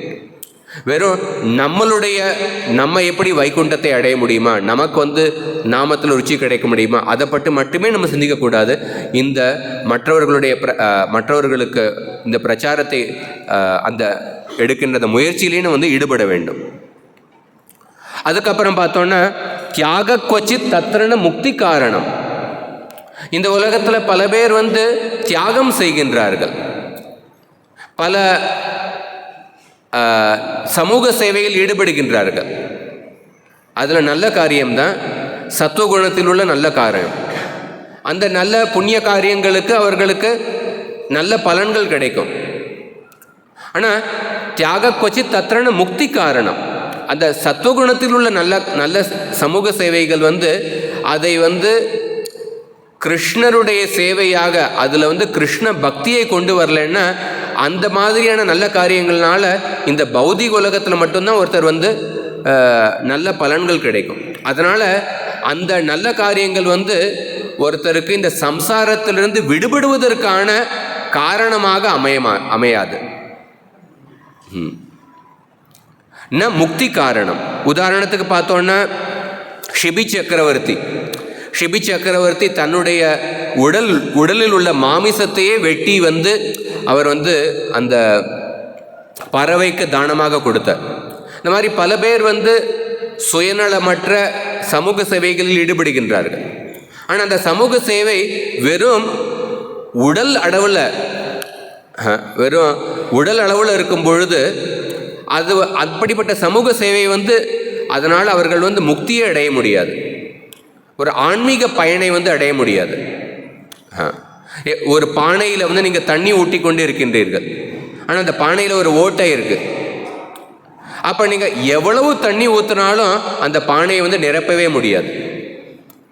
உடம்பு அளவில் நம்ம சமூக சேவை செய்யும் பொழுது அந்த அப்படிப்பட்ட சமூக சேவைக்கு ஒரு முடிவே கிடையாது. அதனால தான் ஒரு சமூக சேவை செய்யும் பொழுதும் அதுக்குள்ளே எப்படி கிருஷ்ண பக்தியை எப்படி கொண்டு வரலாம், ஒரு அன்னதானம் செய்யும் பொழுதும் அதை நம்ம கிருஷ்ணருக்கு அர்ப்பணித்து விட்டு ஒரு பிரசாத விநியோகமாக செய்யறதுக்கான முயற்சியில் ஈடுபட வேண்டும்.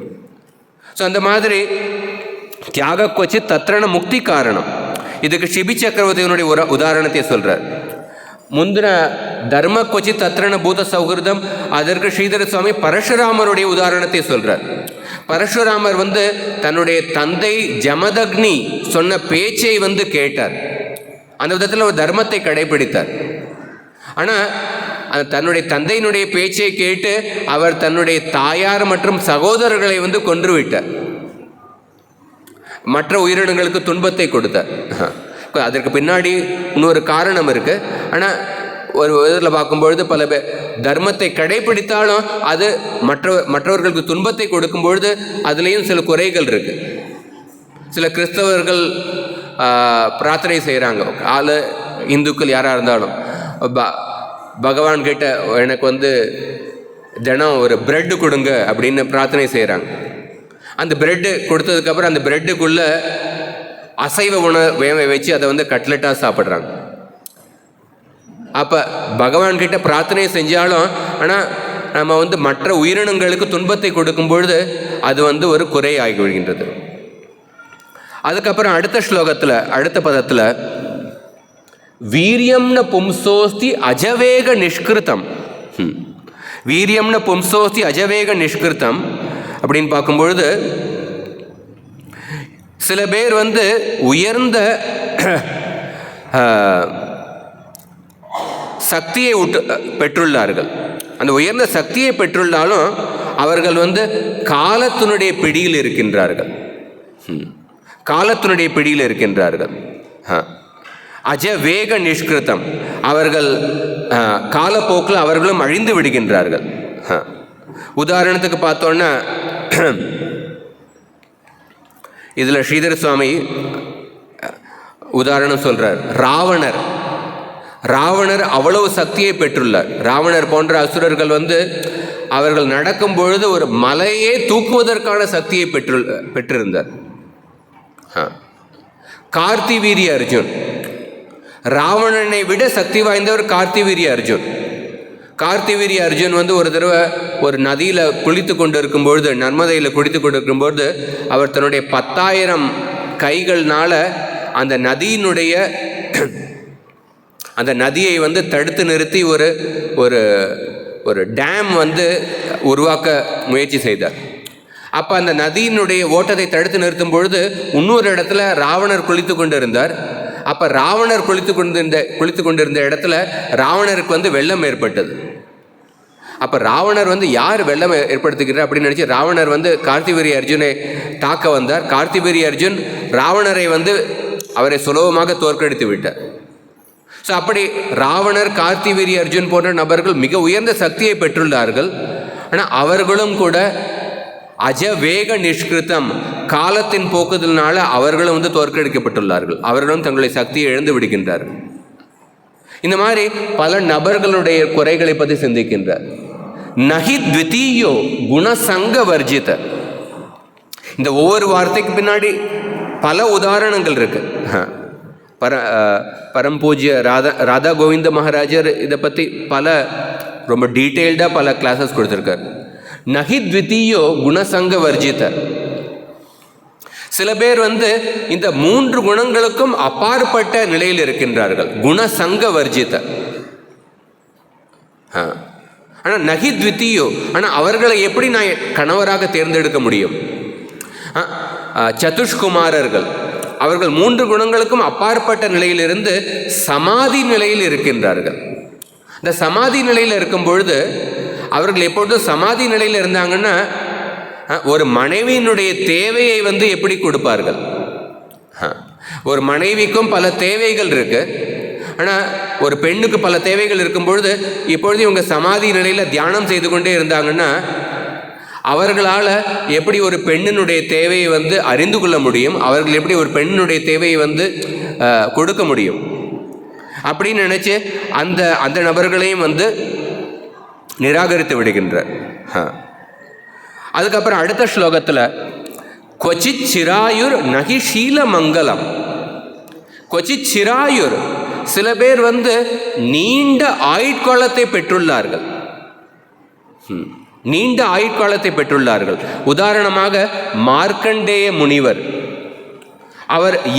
அவருடைய ஆயுட்காலம் 7 கல்பம். லோமச ரிஷி அவர் வந்து அவருடைய உடம்பு முழுவதும் முடி இருந்தது. ஒரு முடி வந்து பல கல்பம் அப்புறம் அவருடைய ஒரு முடி பல வருடங்களுக்கு அப்புறம் ஒரு முடி கீழே விழும். அவருடைய உடம்புல உள்ள எல்லா முடிகள் கீழே விழுந்ததுக்கு அப்புறம் தான் அவருடைய மரணம் ஏற்படும். அப்படிப்பட்ட நீண்ட ஆயுட்காலத்தை உடையவர்கள். ஆனால் கொச்சித் சிராயுர் நகி ஷீல மங்கலம், அப்படி நீண்ட ஆயுட்காலத்தை பெற்றுள்ளாலும் அவர்கள் கிட்ட நகி ஷீல மங்கலம். நகி ஷீல மங்கலம் அப்படின்னா என்ன அர்த்தம்னா, ஒரு பெண்ணினுடைய சுபாவத்தை புரிந்து கொண்டு, அவர்களுடைய மென்மையான சுபாவத்தை புரிந்து கொண்டு அவர்களுடைய தேவைகளை வந்து திருப்திப்படுத்துவதற்கான அப்படிப்பட்ட குணங்கள் அவர்கள்கிட்ட இல்லை. ஏன்னா மார்க்கண்டேய ரிஷி, லோமஸ் ரிஷி அவர்கள் வந்து எப்பொழுதும் தங்களுடைய புலன்களை கட்டுப்படுத்தி கொண்டு தவம் செய்து கொண்டு இருக்கின்றார்கள். ஆனால் ஒரு பெண்ணுக்கு ஒரு சில புடவை தேவைப்படுகின்றது, ஆபரணங்கள் தேவைப்படுகின்றது, இருக்க வீடு தேவைப்படுகின்றது. ஆனால் இவர்கள்கிட்ட அந்த மாதிரியான குணங்கள் இல்லை. அதனால் நகிஷீல மங்களம் அப்படின்னு நினச்சி அவர்களையும் வந்து நிராகரித்து விடுகின்றார். கொச்சித் ததப்பியஸ்தி ந வேத்தியமாயுஷக. சில பேர்கிட்ட ஒரு பெண்ணை திருப்திப்படுத்துவதற்கான அப்படிப்பட்ட அவர்களுக்கு பெண்ணினுடைய தேவைகள் என்ன அதை வந்து புரிந்து கொள்ளும் மனப்பான்மை சில பேர்கிட்ட இருக்கு. ராவணர், ஹிரண்யகசிபு, ஹிரண்யகசிபு இந்த மாதிரி நபர்கள்கிட்ட ஒரு பெண்ணை எப்படி திருப்திப்படுத்த வேண்டும், இந்த மாதிரி பல நபர்கள்கிட்ட அவர்கள்கிட்ட இந்த மனப்பான்மை, இந்த குணங்கள் இருக்கு. ஷீல மங்களம் அப்படிங்கிற அந்த குணம் இருக்கு. ஆனால் அவர்கள்கிட்ட நீண்ட ஆயுட்காலம் இல்லை. அந்த நீண்ட ஆயுட்காலம் இல்லைன்னா அப்படிப்பட்ட கணவரை தேர்ந்தெடுப்பதனால, அப்படிப்பட்ட தலைவரை தேர்ந்தெடுப்பதனால என்ன பயன் அப்படின்னு அவங்க நினைக்கிறாங்க. அதுக்கப்புறம் அடுத்த யத்ரோபயம் குத்ரச்ச சோபி மங்கள. சில பேர்கிட்ட நீண்ட ஆயுட்காலமும் இருக்கு, அதே சமயத்தில் ஷீல மங்கலம், ஒரு பெண்ணினுடைய மென்மையான சுபாவத்தை புரிந்து கொண்டு அவர்களுடைய தேவைகளை திருப்திப்படுத்துவதற்கான அந்த அந்த குணமும் அவர்கள்கிட்ட இருக்கு. ஆனால் அப்படி இருந்தாலும் அவங்க கிட்ட பல அமங்கலமான விஷயமும் அவங்க கிட்ட இருக்கு. உதாரணத்துக்கு ஸ்ரீதர சுவாமி கொடுக்கிறார். இதுக்கு என்ன உதாரணம்? சிவபெருமான். சிவபெருமான் கிட்ட நீண்ட ஆயுட்காலம் இருக்கு. சிவபெருமான் தன்னுடைய மனைவி பார்வதிக்கும் மிகுந்த அன்பை கொடுக்கின்றார். சில சமயம் தன்னுடைய மனைவி பார்வதியை தன்னுடைய தொடையிலேயே வைத்துக்கொண்டு அவர் உபன்யாசம் கொடுக்கின்றார். ஸோ தன்னுடைய மனைவி மேலேயும் பாசத்தை கொடுக்கின்ற, அன்பை வெளிப்படுத்துகின்றார். ஆனால் அப்படி இருந்தாலும் சிவபெருமான் அவர் சுடுகாட்டில் வாழ்ந்து கொண்டு இருக்கின்றார். அவர் தன்னுடைய உடம்புல சாம்பலை பூசிக்கொண்டு இருக்கின்றார். இப்படிப்பட்ட பல அமங்கலமான விஷயங்கள் இருக்கு. ஸோ அவரை எப்படி நான் கணவராக தேர்ந்தெடுத்துக்க முடியும் அப்படின்னு இதை பற்றிலாம் லக்ஷ்மி தேவி நினைக்கின்றார். சுமங்கல கஷ்டன காங்ஷதேகி மாம். ஆனால் சில நபர்கிட்ட நீண்ட ஆயுட்காலமும் இருக்கு, ஒரு பெண்ணினுடைய சுபாவத்தை புரிந்து கொள்வதற்கான மனப்பான்மையும் இருக்கு, எந்தவித அமங்கலமான விஷயமும் கிடையாது, அதிகமான கோவப்படுகின்ற முன்னாடி 2 ஸ்லோகத்தை சொல்லப்பட்ட அந்த குறைகள் எதுவுமே இல்லை. ஆனால் அப்படி இருந்தாலும் அந்த நபரை இந்த கடைசி சொற்றொடரில் இந்த சொற்றொடரில் மகாலட்சுமி தாயார் விஷ்ணுவை பற்றி, நாராயணனை பற்றி நினைக்கின்றார், கிருஷ்ணரை பற்றி நினைக்கின்றார். ஸோ அந்த கிருஷ்ணர் நாராயணன் கிட்ட எந்த குறைகளும் இல்லை. ஆனால் அந்த கிருஷ்ணர் என்னை என்னை அடைவதற்கான அந்த ஆசை அவர்கள்கிட்ட இல்லை. ஏன்னா அவர் பூரணமான நிலையில் இருக்கின்றார். ந காங்ஷதேஹிமா, அவர்கிட்ட எந்த ஆசையும் இல்லை, அவர் பூரணமான நிலையில் இருக்கின்றார். ஓம் பூர்ணமத பூர்ணமிதம் பூர்ணாத் பூர்ணமுதட்சதே பூர்ணஸ்ய பூர்ணமாதாய பூர்ணமேவா வசிஷ்யதே. பரம்பொருள் எப்பொழுதும் பூரணமான நிலையில் இருக்கின்றார். அந்த பரம்பொருளிடமிருந்து பல வஸ்துக்கள் தோன்றினாலும் அவர் அந்த பூரணமான நிலையிலிருந்து குறைவதில்லை. அவர் எப்பொழுதுமே பூரணமான நிலையில் இருக்கின்றார். ஸோ அந்த பகவான் விஷ்ணுவுக்கிட்ட எந்த குறைகள் இல்லைனாலும் அவர் என்னை விருப்பப்படவில்லையே அப்படின்னு நினைக்கின்றார். ஸோ இந்த கடைசியில் அந்த விஷ்ணுவுக்கிட்டையும் ஒரு குறையை நினைக்கின்றார். ஆனால் இந்த குறை ஒரு வியாஜஸ்துதி, இது மறைமுகமாக ஒரு புகழ்ச்சி தான். சில சமயம் ஒரு வியாஜஸ்துதி அப்படின்னா ஒருத்தர்கிட்ட குறை சொல்கிற மாதிரி நினைக்கலாம். அந்த குறை ஒரு மறைமுகமாக ஒரு பாராட்டு, ஒரு புகழ்ந்து பேசுகிற மாதிரி. ஸோ இந்த விஷ்ணுக்கிட்டையும் எல்லா நபர்கிட்டையும் குறைகளை பார்த்து விட்டு கடைசியில் நாராயணன் கிட்டையும் ஒரு குறையை பார்க்கின்றார். ந காங்ஷதே, அவர் பூரணமான நிலையில் இருக்கிறதுனால அவர் என்னை அடைவதற்கான ஆசைப்படவில்லையே அப்படின்னு நினைக்கின்றார். ஆனால் இது ஒரு மறைமுகமான ஒரு புகழ்ச்சி. அதுக்கப்புறம் கடைசியில் லக்ஷ்மி தேவி சொல்கிறாங்க, ஏவம் விமிருஷ்யா வியபிச்சாரி சத்குணைர் வரம் நிஜைகா ஷயதயா குணாஸ்ரயம் வவ்ரேவரம் சர்வகுணைர் அபேட்சிதம் ரமாமுகுந்தம் நிரபேக்ஷம் ஈப்சிதம். இந்த மாதிரி ஏவம் விமிருஷ்ய, இந்த மாதிரி அந்த சபையில் கூடியிலுள்ள எல்லா நபர்கள் மற்றும் கடந்த காலத்தில் உள்ள எல்லா நபர்கள், வருங்காலத்தில் உள்ள எல்லா நபர்கள், இந்த எல்லா நபர்களை பற்றியும் சிந்தித்ததற்கு அப்புறம் ஏவம் விமிருஷ்யா வியபிச்சாரி சத்குணைர், குறைகளற்ற நிலையான உயர்ந்த மங்களகரமான அந்த குணங்களை பெற்றுள்ள அந்த பகவான் கிருஷ்ணரை, நாராயணனை வரம் நிஜைகா ஷயதையா குணாஸ்ரயம், சுதந்திரமான நிலையில் உள்ள எல்லா நல்ல குணங்களுக்கும் இருப்பிடமாக உள்ள அந்த நாராயணனை வவ்ரே வரம் தன்னுடைய கணவராக தேர்ந்தெடுத்தார். ஸோ இங்கே பார்க்கும் பொழுது இதில் விஸ்வநாத் சக்கரவர்த்தி ஒரு கருத்தை சொல்கிறார். லக்ஷ்மி தேவி நினைச்சார், பகவான் நாராயணர் அவருக்கு அவர் பூரணமான நிலையில் இருந்தாலும் அவருக்கு என்னுடைய தேவை இல்லைன்னாலும், ஆனால் அந்த பகவான் நாராயணர் ஒரு ஜீவாத்மா அவருக்கு அன்புடன் சேவை செய்யும் பொழுது அந்த சேவையை ஏற்றுக்கொள்ளும் குணம் அவர்கிட்ட இருக்கு. அவருக்கு நம்ம கொடுக்கின்ற தேவைகள் எதுவும் இல்லை, அவர் பூரணமான நிலையில் இருக்கின்றார். ஆனால் நம்ம ஏதாவது ஒரு சேவையை அன்புடன் செய்யும் பொழுது அதை அன்புடன் ஏற்றுக்கொள்கின்றார். நைவாத்மன பிரபுரயம் நிஜலாப பூர்ணோ மானம் ஜனாத் அவிதுஷோ கருணோ விரணீத்தே யத்யஜ்ஜனோ பகவதே விதரீத மானம் கச்சாத்மனே பிரதிமுகஸ்ய யதா முகஸ்ரீ. பிரகலாதர் சொல்றார், பகவான் பூரணமான நிஜ லாப பூரணமான நிலையில் இருந்தாலும் அவர் நம்ம கொடுக்கின்ற சேவையை நம்மளுடைய நன்மைக்காக ஏற்றுக்கொள்கின்றார். ஸோ இந்த குணத்தை நினைத்து லக்ஷ்மி தேவிக்கு அந்த நம்பிக்கை வருகின்றது. நான் விஷ்ணுவை தேர்ந்தெடுத்து அவருக்கு சேவை செய்தேன்னா கட்டாயம் என்னுடைய சேவையை ஏற்றுக்கொள்வார் அப்படின்னு இந்த குணத்தை நினைத்து பகவான் கிருஷ்ணரை கணவராக தேர்ந்தெடுக்கின்றார். ரமா முகுந்தம் நிரபேக்ஷ மீப்சிதம் அப்படின்னு இந்த பிரசங்கத்தில் லக்ஷ்மி தேவி எப்படி ஒவ்வொரு நபரையும் சோதித்து கடைசியில் எப்படி பகவான் கிருஷ்ணரை தன்னுடைய தலைவனாக தேர்ந்தெடுத்தார், நாயகனாக தேர்ந்தெடுத்தார். இந்த பிரசங்கம் ஒவ்வொருத்தருக்கும் முக்கியமானது. ஏன்னா இந்த உலகத்தில் உள்ள ஒவ்வொருத்தரும் ஒரு நாயகனை தேடிக்கொண்டு இருக்கின்றார்கள்.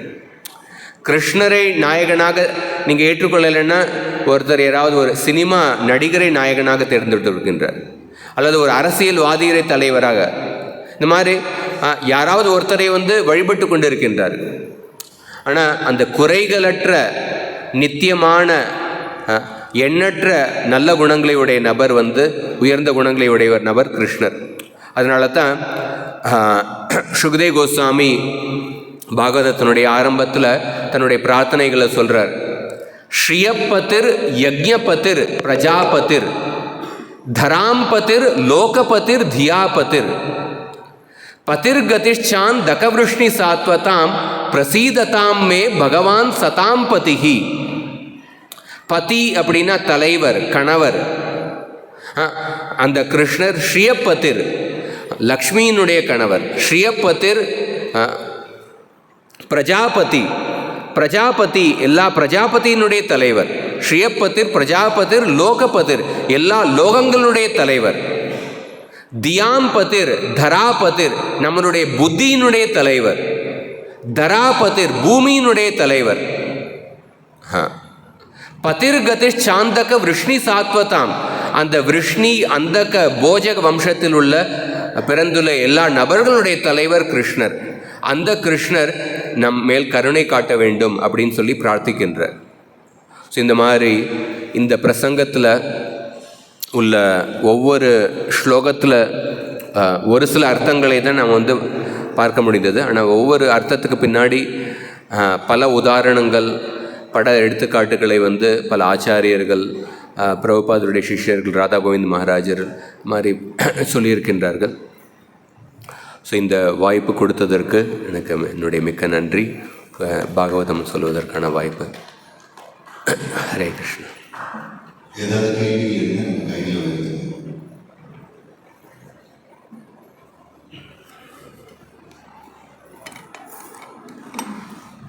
Harishna Guruji, first of all, thank you so much. ரொம்ப நல்லா இருந்துச்சு குருஜி. ஒரு ஜீவாத்மா எப்படி சூஸ் பண்ணணுங்கிறதே லக்ஷ்மி நமக்கு காமிச்சிருக்காங்க. So it's so nice. So அதில் நீங்கள் ஸ்டார்ட் பண்ணும்போது சொன்னீங்க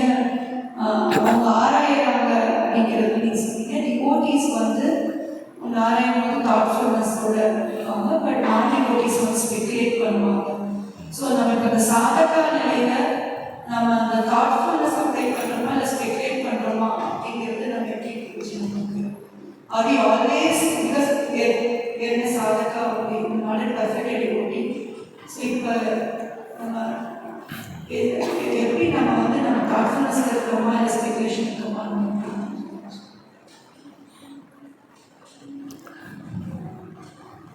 நம்மளுடைய அந்த சிந்திக்கும்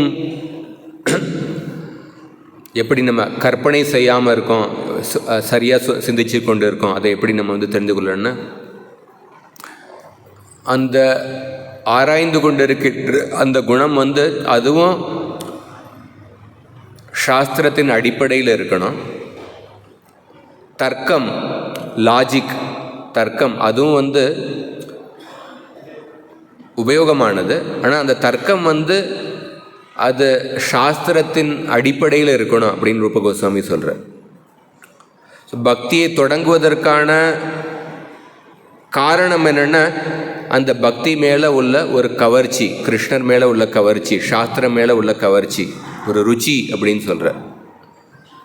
வெறும் தர்க்கத்தினால நம்ம வந்து ஒருத்தர் நிறைய சிந்திக்கிறதுக்கான திறமை இருக்குது. வெறும் அந்த ட்ரை லாஜிக், சுஷ்க தர்க்கம், அது வந்து பக்தி பயிற்சி ஆரம்பிப்பதற்கு அது வந்து ஒரு காரணம் கிடையாது. ஆனால் அதே சமயத்தில் தர்க்கத்தை உபயோகப்படுத்தி சிந்திக்கும் குணம் அதுவும் தேவைப்படுகின்றது. அந்த குணம் வந்து சாஸ்திரத்தின் அடிப்படையில் இருக்கணும். சாஸ்திரத்தில் உள்ள கருத்துக்களிலிருந்து வேறுபட்டு சிந்திக்க ஆரம்பித்தோன்னா அது வந்து கற்பனை ஆகிவிடுகின்றது. தஸ்மாத் சாஸ்திரம் பிரமாணம் தே காரிய வியவஸ்திதம். அதனால் பிரபுபாதர் ஒரு இடத்துல எழுதுகிறார், கிருஷ்ண பக்தியை வந்து எப்படி நீங்கள் எப்பொழுதும் புத்துணர்ச்சியுடன் கிருஷ்ண பக்தியை பயிற்சி செய்வதற்கான ரகசியம் என்ன அப்படின்னு ஒரு கருத்தை சொல்கிறார். சில சமயம் நம்ம ஆரம்பத்தில் வந்து கிருஷ்ண பக்தியை தொடங்குகிறோம், அந்த சமயத்தில் உற்சாகம் இருக்குது. ஆனால் வருடம் போக போக பல விஷயத்தில் பற்றி நம்ம வந்து அழுத்து போக ஆரம்பிக்கின்றது. அதே பாகவதம், அதே கதை, பல சமயத்தில் நம்ம வந்து ஒரு அலுப்பு ஏற்படுகின்றது. ஆனால் பிரபுபாதர் என்ன சொல்கிறாருன்னா, கிருஷ்ண பக்தியை எல்லா சமயத்திலும் புத்துணர்ச்சியுடன் கடைப்பிடிப்பதற்கான ரகசியம் என்னென்னா, நம்ம சாஸ்திரத்தை படிக்கும் பொழுது, கேட்கும் பொழுது அதை பலவேறு கோணங்களிலிருந்து ஒருத்தர் ஆராய வேண்டும் அப்படின்னு சொல்கிறார். பலவேறு கோணங்களிலிருந்து ஆராய்வதற்கான அந்த குணத்தை ஏற்படுத்தி கொண்டோன்னா அப்போ வந்து நம்ம கிருஷ்ண பக்தியை புத்துணர்ச்சியுடன் ஒவ்வொரு நாளும் பயிற்சி பெறலாம் அப்படின்னு சொல்கிறோம். ஆனால் பலவேறு கோணங்களிலிருந்து ஆராயும் பொழுது நம்மளுடைய கற்பனைக்கு ஏற்றபடி நம்ம ஆராய முடியாது. அந்த பலவேறு கோணங்களிலிருந்து ஆராயும் பொழுது அதற்கான எல்லை என்னென்னா குரு சாது சாஸ்திர. அந்த குரு சாது சாஸ்திர அந்த எல்லையை மீறி நம்ம வந்து ஆராயக்கூடாது. அந்த எல்லைக்கு உட்பட்டு நம்ம பலவேறு கோணங்களில் நம்ம ஆராயணும். ஹரே கிருஷ்ணா.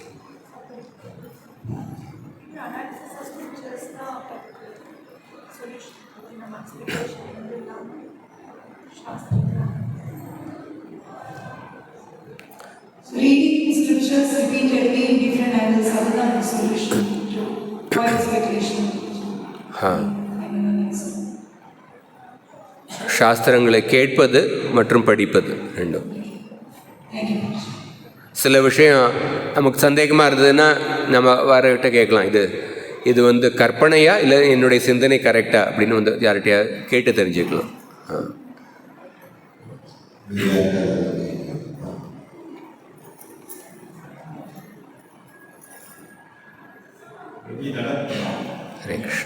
லக்ஷ்மி தேவியுடைய அந்த ப்ராசஸ் வந்து அவங்க ஏற்கனவே சாஸ்திர நாலேஜில் நல்லா இருந்ததுனால இவ்வளோ விஷயங்களை வந்து ஆராய்ச்சி பண்ணி ஃபைனலாக வந்து 6,000 வச்சுட்டாங்க.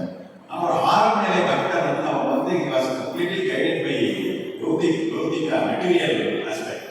அப்போ அவங்க மனசை வந்து அந்த தர்க்க வந்து மெட்டீரியல் ஆஸ்பெக்ட் தான் போயிட்டு. அப்போ அவன் வந்து எப்படி அதை சூஸ் பண்ணுவாங்க, அதாவது இஸ்லாமுக்கு இல்லை கிருஷ்ண பக்திக்கு வர்றதுக்கு முன்னாடி கூட அவங்க மெட்டீரியலிஸ்ட் தர்க்க தான் மனசில் போயிருக்கும். அந்த அந்த எந்த ஃபோர்ஸ் வந்து அவனை இங்கே இருக்கும் அப்படின்னு கஷ்டம்.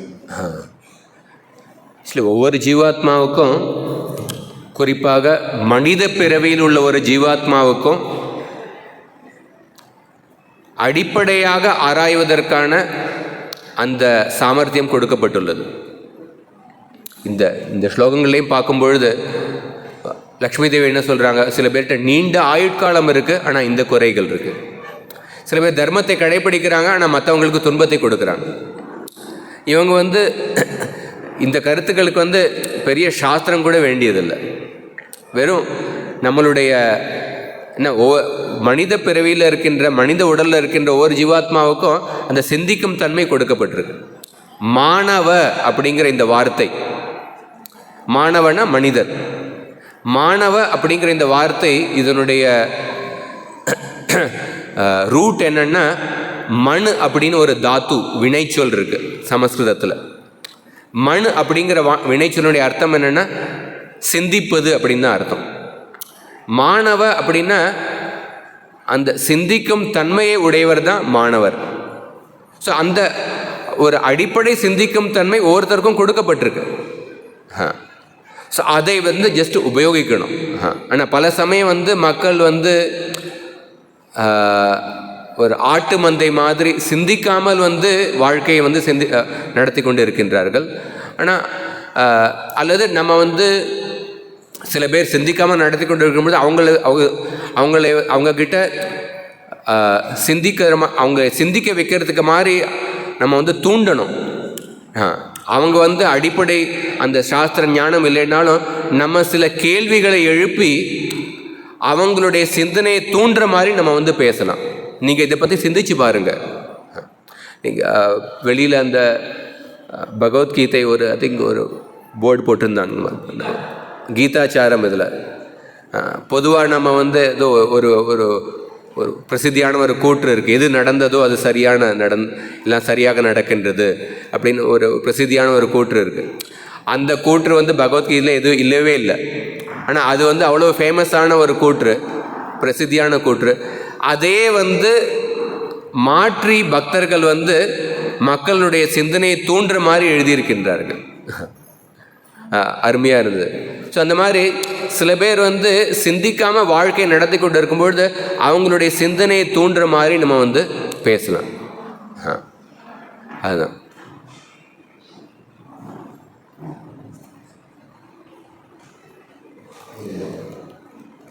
இத்துறை நேர பொறுமையாக நாம் அனைவரும் பயன்பெறும் விதமாக நம்ம எல்லாரும் ரசித்தோம். பல்வேறு உதாரணங்கள், ஓவியங்கள், பல்வேறு சாஸ்திரங்களுடைய மேற்கோள்கள் கூறி நம்மளுக்கும் இந்த பாகவத விஷயங்கள் மேல் தீவிரமான நம்பிக்கை ஏற்பட வேண்டும் என்பதே பிரபுவுடைய மிக உயர்ந்த குறிக்கோளாக இருந்தது.